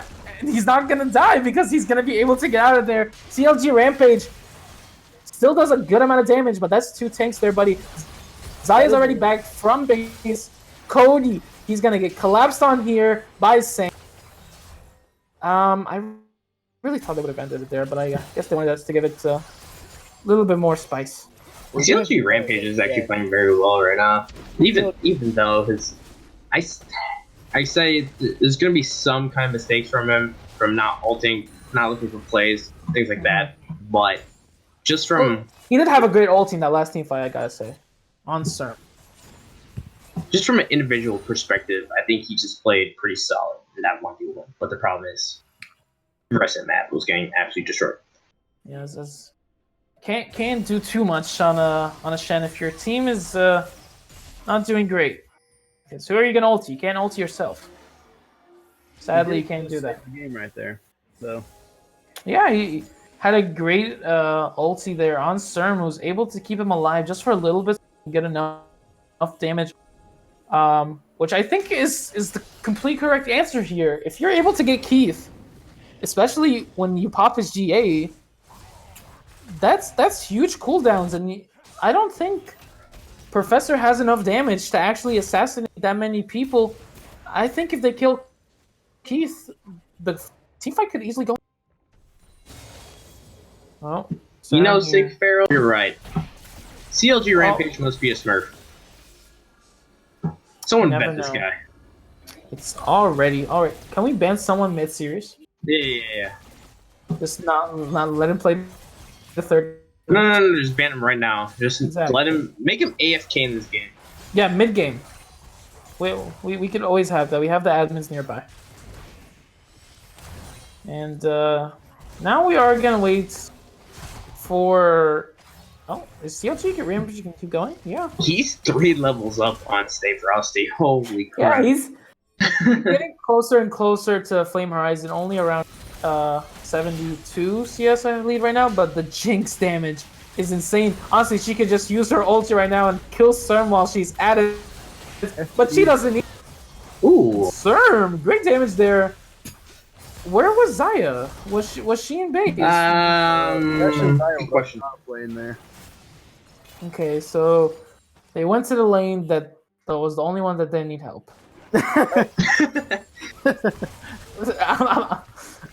Like, okay. CLG Rampage gonna keep his rampage going there at top lane. No, nothing. And what we do see here is Keith was able to get assassinated. Yeah. So it's definitely doable, but with an Elder Drake and an Infernal Dragon Soul, it might get a little bit harder. It's doomed. Oh my god. I'm sorry, but I've never lost the game when I had Elder Drake and solo queue. Pull out the bronze grapes. It's coming out. It's coming out. Where them silver scrapes? Boo Boo-wee woo. Be woo woo. Alright. So And for Feed the Dream to come back in this game, what needs to be done? it's Baron. That's Baron? the only thing I can look at right. If they're able to, I would say just like have Nunu just flash in the parent pits and try to Q it and smite it at the same time. Honestly, in my opinion, that is the only way for them to come back. If you kill Keith, it's too huge. Professor's gonna be able to kill you, and Cody still has enough damage even if he's going tank. In my opinion, this is what needs to be done. Basically, Baron needs to be stolen or taken by Feed the Dream, but Jinx needs to be dead before any of the big fights come out. Here might be Because going Jinx in. will literally 1v9 a fight. Yeah. If that happens, they might stand a chance with Zai having almost 3 items. Possibly could carry a fight, but too bad this game is I don't over, think so they it's not even need Baron. Token block Yeah. going. Nuno has a good ulti happening here, but it doesn't do enough damage. Keith is able to get out and get 2 people from behind there. Here comes Orin ulti. It's coming. But guess what, guys? That's a late one. You know, Stay And the game's Frosty already loves over. using that Orin ulti late. Hey, did he need to? Did he need to? He's trying to, like, he thinks he's like, this is gonna kill everyone. Whoosh! But that was a good game from Send It. Yeah, I gotta say, a lot, very clean from Senda. They were able to really choke out FTD, as I've said like 4 times by now. Yeah, the bot lane didn't go too hot, and that literally basically won them the game. My thing is, you need to be able to keep Keith alive. If he's able to have another performance like that for Send It, game's over. I think so. Cody had a great. I don't know whatever he did in the bathroom before the game started, but it worked, and he destroyed Didn't that wash bot. his hands. Saying whatever it did, whatever happened, it works. My sergeant. And yeah, I think we'll be good for now, and we will be back at Scrapes hopefully soon. And yeah, we'll be back, guys.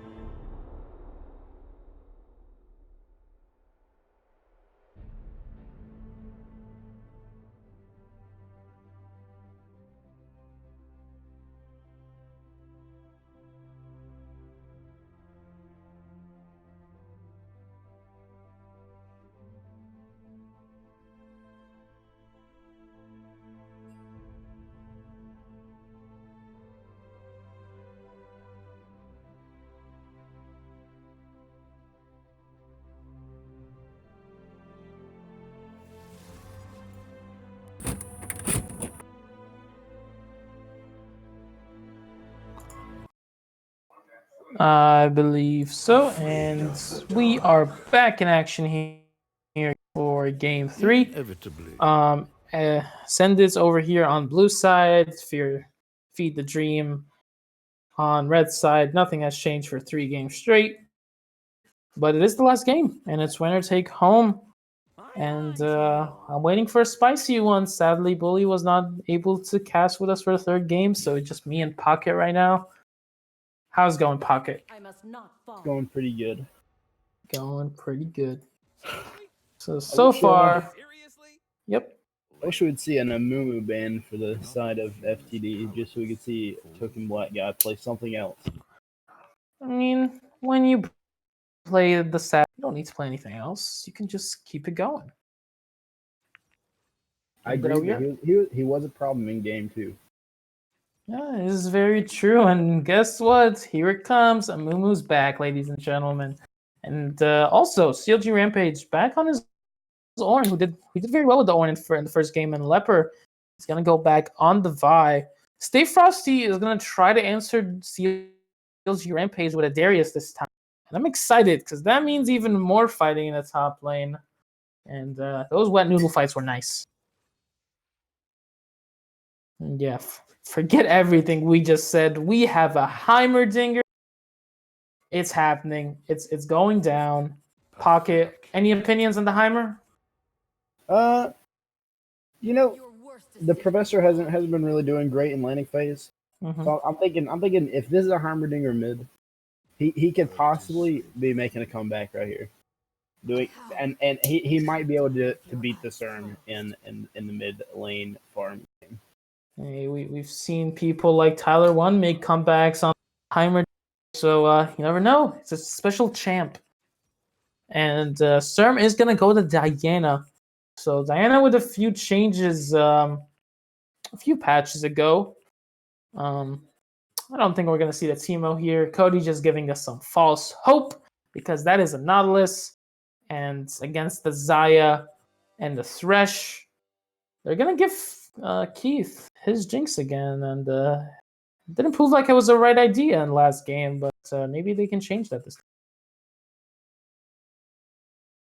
Yeah, and I think this what they had last game is a Syndicate. So Cody had the Swain. Oh yeah, I think this game the Jinx Nautilus could even be more scary than the Jinx Swain, to be honest. Yeah, so Cody was able to get some good engages with the Swain there in the bot lane, and Nautilus is only here to engage. That's the only thing he knows to do. He just goes in, CCs, and CCs, and CCs a little bit more. So again, we do see the Xayah come out from BNJ, and I wonder if it's gonna work out this time. Last time it had some unfortunate things happen to it. So what are your predictions for each lane? So big predictions coming out. I think CERM and CLG Rampage are gonna dominate again. I think they have just proven to be better lane players than Stay Frosty and Professor. Now that could easily change. But from what they've done in the first 2 games, I can definitely see them winning again. Bot lane is going to be a toss-up. I want to see Thresh play a little bit more defensively this time. I don't want him to engage. I want him to keep and wait for Leopard to come bot lane. But it is our 3rd game. Just based on the comp, who are we thinking so far? Pocket. You know, I think giving CLG Rampage the Ornn back, I think that might just do it for him. Might just do it for FTD, and I might have to agree with you. He did look good on it, and giving to an assassin to someone like CERM could be detrimental here. But you never know. This Amumu has changed some games over here, and could easily change this one right here. I do want to know though if if you leave Keith like that, and if you leave him with the engages, and you're leaving him in the back line where he's able to do all that damage, he could easily carry this game again. And see, I think that's where the Vi comes in. He's gonna dive that Jinx without being stopped. Yeah, so there is good dive potential. I can definitely see something like a start with an Ornn ulti into a Diana and Vi running into Jinx just so they can assassinate it early. But with something like that, you need good peel from Nautilus. So if Cody is able to give Jinx a good lane phase and is able to keep her safe, can definitely see going back into their favor. But we predicted FTD. May our predictions last us? We never know.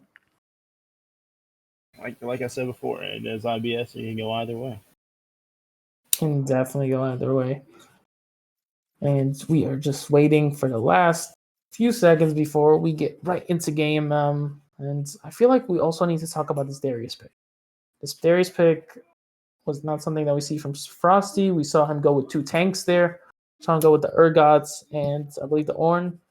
So there is a little bit more that can fight a little bit. And I feel like that's what Frosty wanted to do in the top lane. I agree, but the way Frosty uses Ornn ults just makes me think.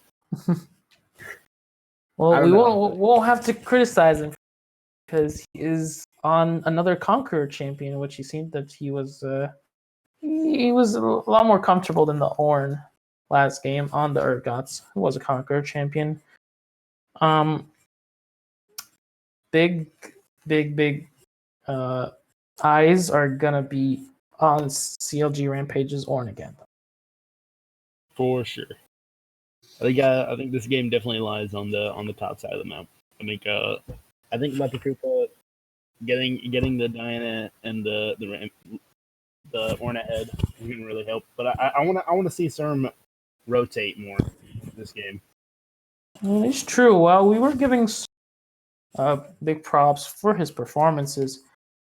I feel like he's almost not rotating enough and giving nice roams to his bot lane or top lane. I know Heimerdinger exactly can't really follow his roams, so I just want to see a little bit more proactivity from these mid laners to spread the wealth. Yeah, I agree. And we are getting right into game over here. So, yeah. And bringing up, getting ready. No pauses so far. Let's hope we don't have anybody that needs to go to the restroom or anything. Seems like it is that way. So it looks like we're going to see another 5-point here. Standard. Yeah. Another 5-point happening here. A little bit from the bot lane, but nope. Cody just went the wrong way. And he's just going to walk back to his actual spots.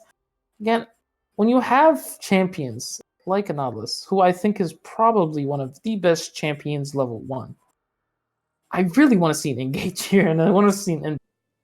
You have the momentum on your end. Just keep it going. Syndet definitely has the CC to pull off a level 1 invade here. Yeah, if you just start Q, level 1, even right now, like Nautilus can just walk up and go for this Vi if he's able to actually just avoid the vision. It could be that easy. Cody looks like is they're stepping opting out for it. Yeah, they're just gonna put some vision there. Nope, nobody saw that. I didn't see that. You didn't see that. And we're seeing a ton of question marks being thrown. Yeah, no, we didn't see that. It's all good. So standard clears. Going out for both junglers looks like starting same clears. Both bot lanes are gonna give them a nice leash and head straight down. Do see here. I really wanted to see the Darius try to use his a little bit earlier power here, the Conqueror. But he's just gonna let Ornn take his CS and just step back. Zoning is always a big thing around top lane. Yeah, and I like how Rampage is playing it so far. He's not being too aggro from CS. He's not dying for it. Mhm. He's waiting for it to come to his tower. He's doing well. Yeah, and a ruin I wanted to talk about might be a little bit unorthodox is not completely unorthodox. Oh, and great hook there from the Thresh, but also good hook from Cody. And yeah, that was really well done from Sugar Time. Just sneaked it through the minions, and Leper, I thought he was really gonna go top lane here, but I guess not. He's just gonna go against the Amumu and try to find him. And I believe he does find him. He's gonna engage on the Amumu here. Amumu is pretty low. The flash, so not what you want to see. Darius is looking though. Darius is gonna go down, but this is a full health Vi. Darius could easily. Honestly, they can just go on to Darius right now. Amumu. Ornn can fight this with them, but they're just gonna get him out, and that should be Skullcraft Vi.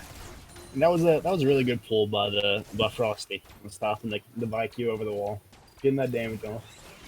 Didn't amount to much, but just a good amount of damage there.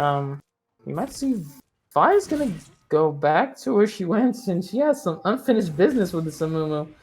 They're gonna meet each other right again. They're fine with that. They're just gonna run away. Oh, Cody here, coming from the side. They see him. Sugar Time. He's not even gonna try to sidestep it. Doesn't look good for the Thresh because this Jinx is actually. Oh, it was the Ignite that got it. Again, a late flash there from Thresh. Not a big fan of that one. yeah, we're really having some issues on the FTD side with this Thresh. Like,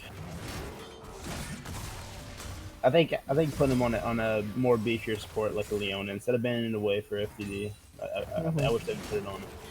Oh, the flash here goes from Stay Frosty, and Rampage can just get out. I don't think Frosty remembered that Rampage still had his E up and he did not use it. That was a very aggro play by Frosty. I thought Rampage would have engaged there and could have actually killed Frosty there, who does not have his flash. As much as I am seeing Leper try to go around and try to... I really wanted him to get Rampage ahead here because he had some good chances where he could have just engaged on this Darius. Engage here is coming out from CERN. I don't think Professor needs to worry about that. He's just gonna use his pots. He's all good. Engage here from Cody. That hook just went wide from threat. Twist to a completely different shot. Yeah, and here we see the Amumu. Come here, Serm! Great sidesteps here, and he's going to be able to get out of it. He's been able to sidestep a few of those. Yeah, Cody's going to use wishes to help himself out. Oh, this is a flashback to This is the flashback to game one. The same exact spot. Not the place you want to be, buddy.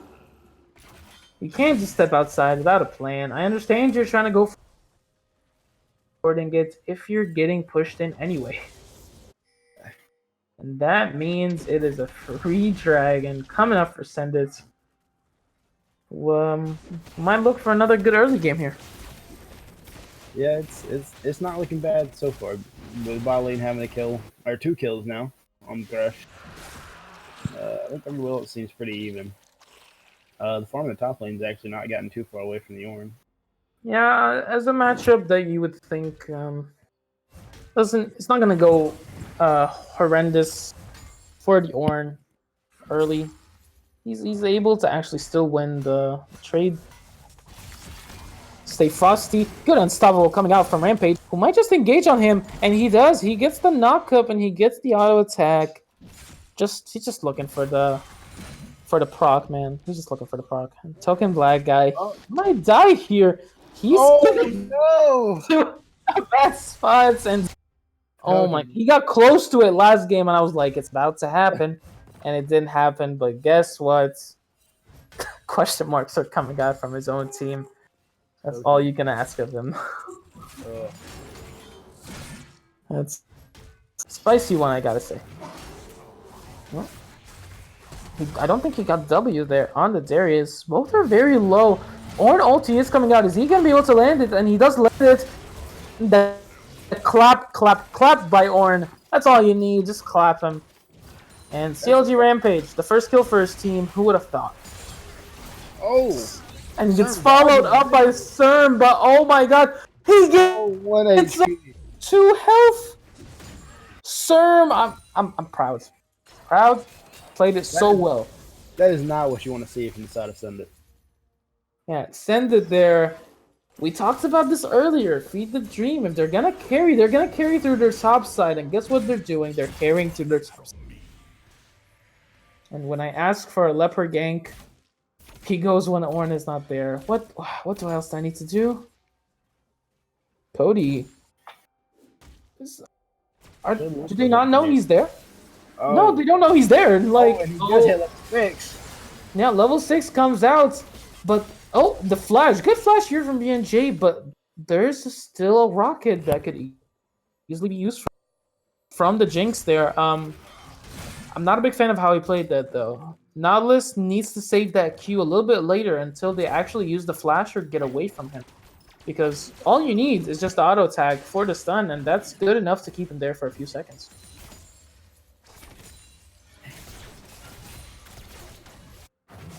Yeah, we're gonna keep seeing a pretty good early game. Cody, they're not respecting Cody's hook right now. Leper is gonna be able to grab it. Hits level. They both have Aftershock here, and guess what? No. That's the flash. Token Black Guy is gonna get slammed down, but guess what? There's an ulti, and he predicts the flash. Leper is gonna die, and the rocket comes down from Keith. He's just gonna stand on him and style him. You hate to see it. Not much respect is being given to Cody right now, and I don't like that. You need to be able to respect the guy. Oh. Good. He's not gonna use his play? Nope. He might have used it earlier. Who wants tower shots? Do much. And as much as we like to talk about CLG's Rampage's huge CS deficits and leads, it's not exactly going insane for him right now. Just there are few CS apart from each other. So there you go. Good unstoppable there from CLG Rampage, who's able to use it really well. He's getting pulled in by Frosty, and Frosty's able to proc the Conquer. Amumu here is gonna go on Serm. Serm has a good amount of damage, but here is the ulti coming out, and Leper is going in from the side. Missiles from the Brazil. Heimerdinger missiles just don't catch like anybody there, and that's just sad to see. Amumu, great play from Serm and his jungler.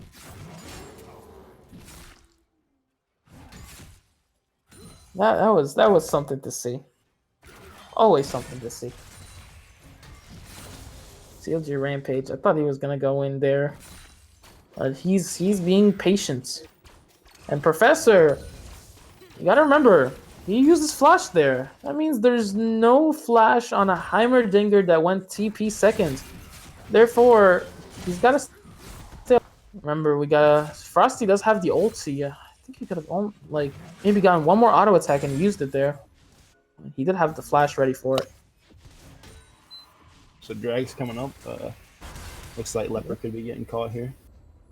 Yeah, he's gonna get slowed. They're almost scared of him there. I don't know why the Heimerdinger going away. But here comes the Lantern.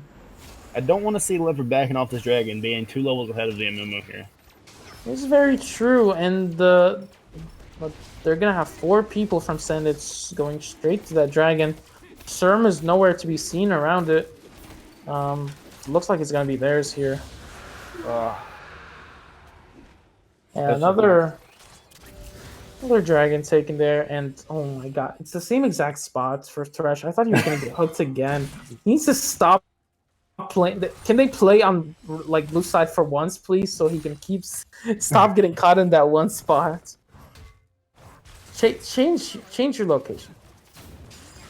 Oh, another sidestep from Serm. He's been able to do that again and again and again.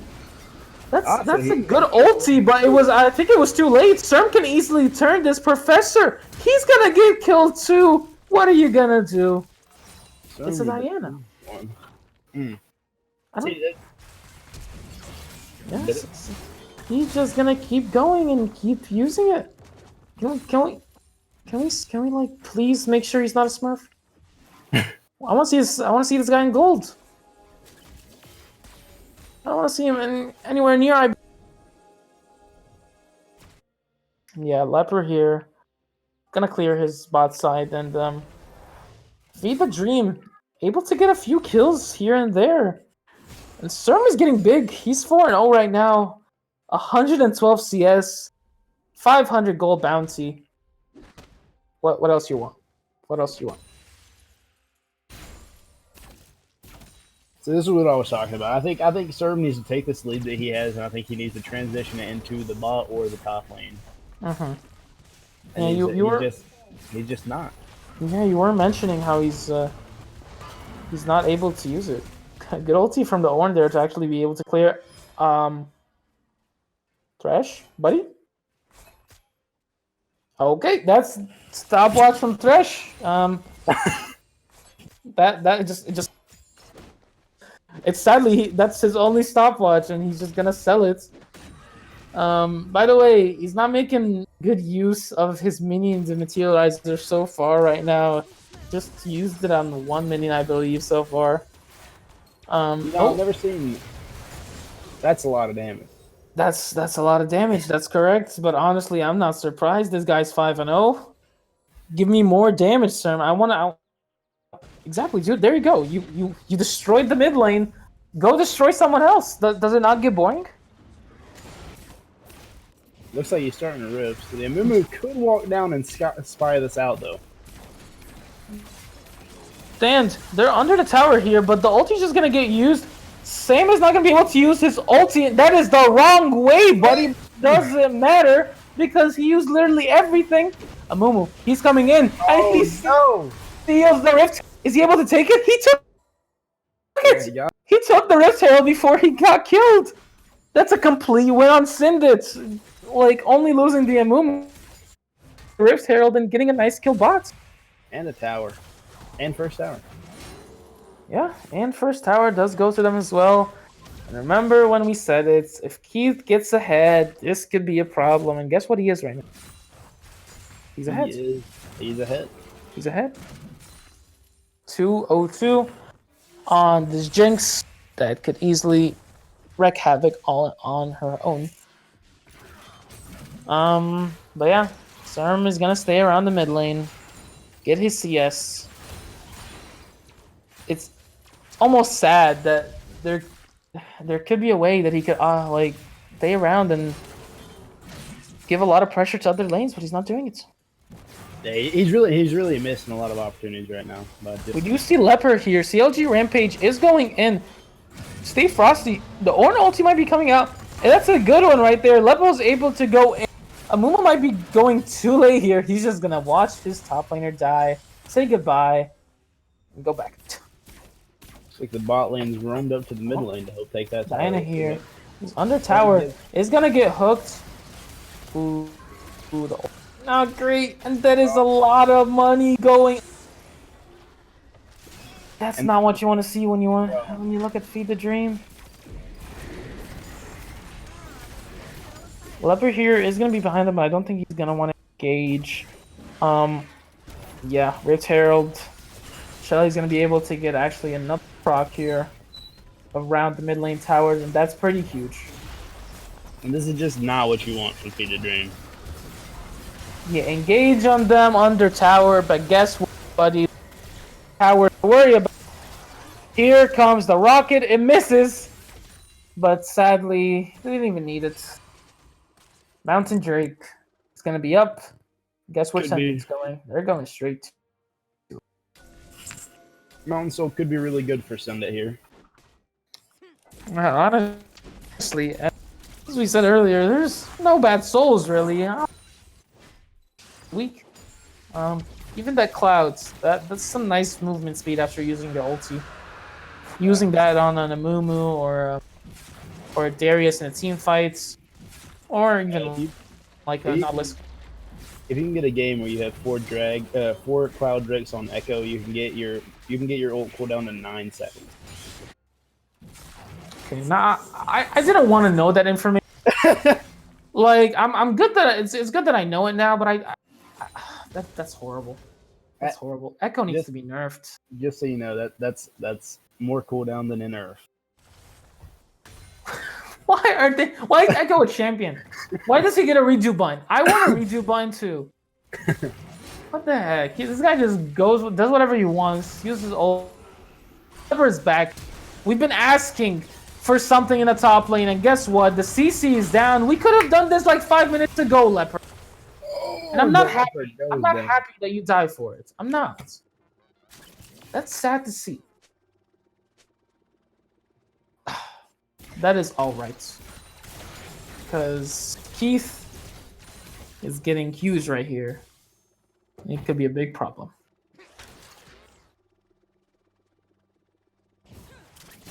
So they're just gonna keep pushing the mid lane waves here. CLG Rampage is still pushing top wave. He needs to be there for the team fights, but he can't because this Darius will keep pushing it.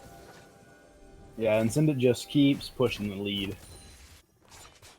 Yeah, they definitely seem to know what to do when they have the lead.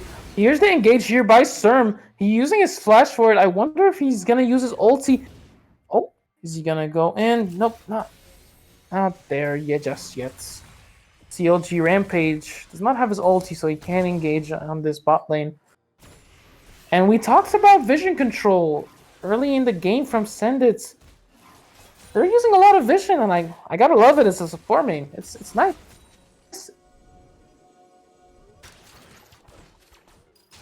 Good map control all around from them. Oh, and Heimerdinger does see the little engage here. Leper might be in trouble because God. Wait, the lantern. The lantern from Thresh was just not used in the correct way there. He just placed it behind him, not even ready for to use it. CLG Rampage is gonna try to keep pushing that lead. But what can you do? Serm going in, the assassination. I wonder if Thresh has the lantern here for him, but it does not look like it. That's way too late, buddy. Way too late. I think that is a definitely worth trade, though. That is a big shutdown on Keith. Yeah, here's the ulti coming out from the Ornn. This he does get the slow though. Leper is able to go in, use the ulti. Well done. I don't think they completely get it though. Cody is going in. He uses the ulti on. That's not the one you want to go on there, buddy. You couldn't see a Baron here. Yeah, and guess what? TP was used by Heimerdinger there in the top lane, so that's a big cooldown that is not there for Sendit to use either. So there we go. I guess we'll see this mid lane tower fall, hopefully. Get some reward for those catches. Yeah, but the thing is, Jinx is coming back. She can just clear those waves easily. And it doesn't seem like that mid lane tower is going anywhere now. 4 towers for Sendit. 0 towers so far for FTD. So what does FTD need to do here to get this game into a state where they can win? So honestly, they're finding good picks. They need to have better vision. This vision is not that good from them at all. Sendit is able to get inside because of the towers they have and just good vision on them. And I don't like the positioning here of the vision from FTD at all. Why are they backing up? That's The Heimerdinger was alone there. You could have easily gone on him. That's the stuff that tilts you there. Cody hiding behind the wall there. That's true. I think they might be trying to collapse on Sturm here in the mid lane. Another good sidesteps. Ulti is going to have to be used. He's going to go in and probably going to use his ulti there. But it's just way too late. And this team couldn't follow up. Now, Ornn ulti is available. And here it is. It is coming out. It is not used. Amumu's able to go on the backline, and they're just gonna keep running them down. CLG Rampage, good flash, and he does survive the rocket as well, but does he survive? Darius here, he actually might be able to. Darius Dragon Soul is going over to send it here. Yeah, Darius is getting flashed in a few seconds. I wonder if he's gonna want to flash on him. It doesn't look like it.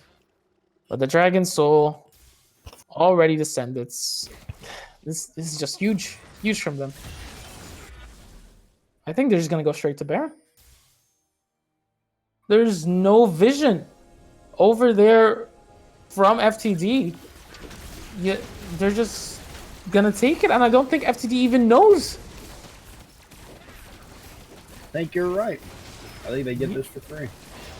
Yeah, Farsight alteration used. Now they know, but at what cost? Token Black Guy, he actually doesn't have smites. Because they just get it.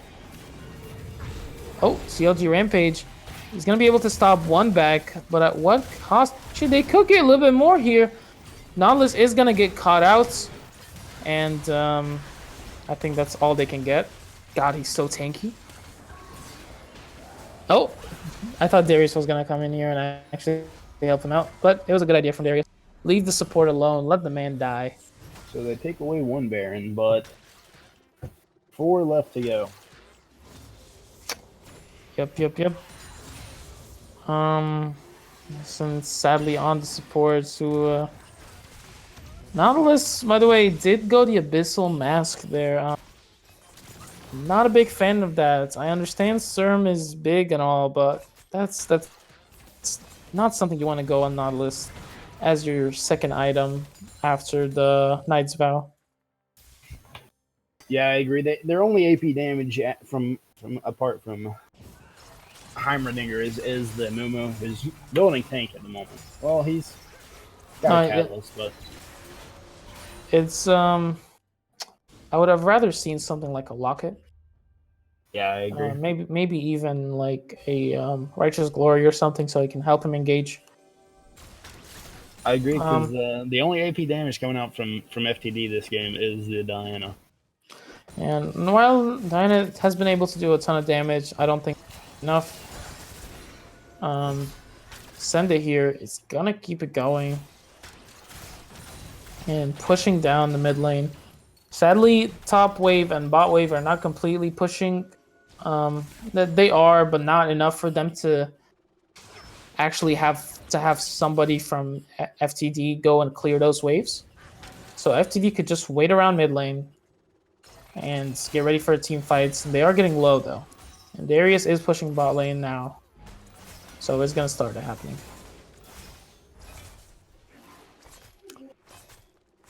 And as we get to level 14 for CLG Rampage, he's able to upgrades on other people, and he gave the first one to Leopard Koopa's Trinity Force, which is now called Trinity Fusion. I always like those names for Ornn's items. They change the name, and the names are always cool. I think I would like to see the first item go on to the Diana. I don't think she got any items though that was able to be upgraded by mistaken. Yeah, I think it's Zonya's that can be the first one. Yeah, and Ornn Engage comes over here. They're on the Heimerdinger. Heimerdinger has to flash. Amuma ulti comes out. That is good from Serm. But guess what? BNG is just not doing enough damage. There's not enough damage coming out at all. I think they just end the game here. This could be just game.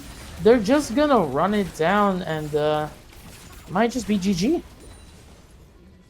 I think you're right. I think they just death timers are 15 seconds on the Thresh, but Thresh is not going to be able to stop this. Yeah, and it was a great showing from them. GG's to both teams. Sendit is going to be able to start their season 1-0. And here it is.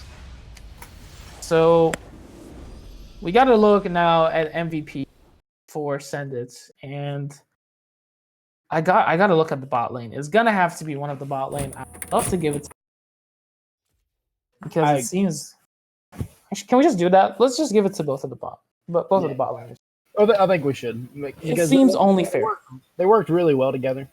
You know, the Swain Jinx game, they did really well. The Cody landed a lot of crucial E's into Keith's damage, and then the Nautilus game lends a lot of crucial ults and hooks into the Keith's damage. But I think they just did a fine job. I think Serm not rotating really hurt FTD in the second 2 games.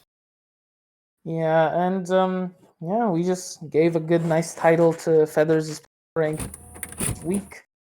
Pretty much, bot lane wins it for Sendits, because that's all you need in season 10. A good bot lane, right? I agree. No, you gotta say it was good engages well from Token, and while Stay Frosty had the third game here, he was still not enjoying the matchup against Ornn there.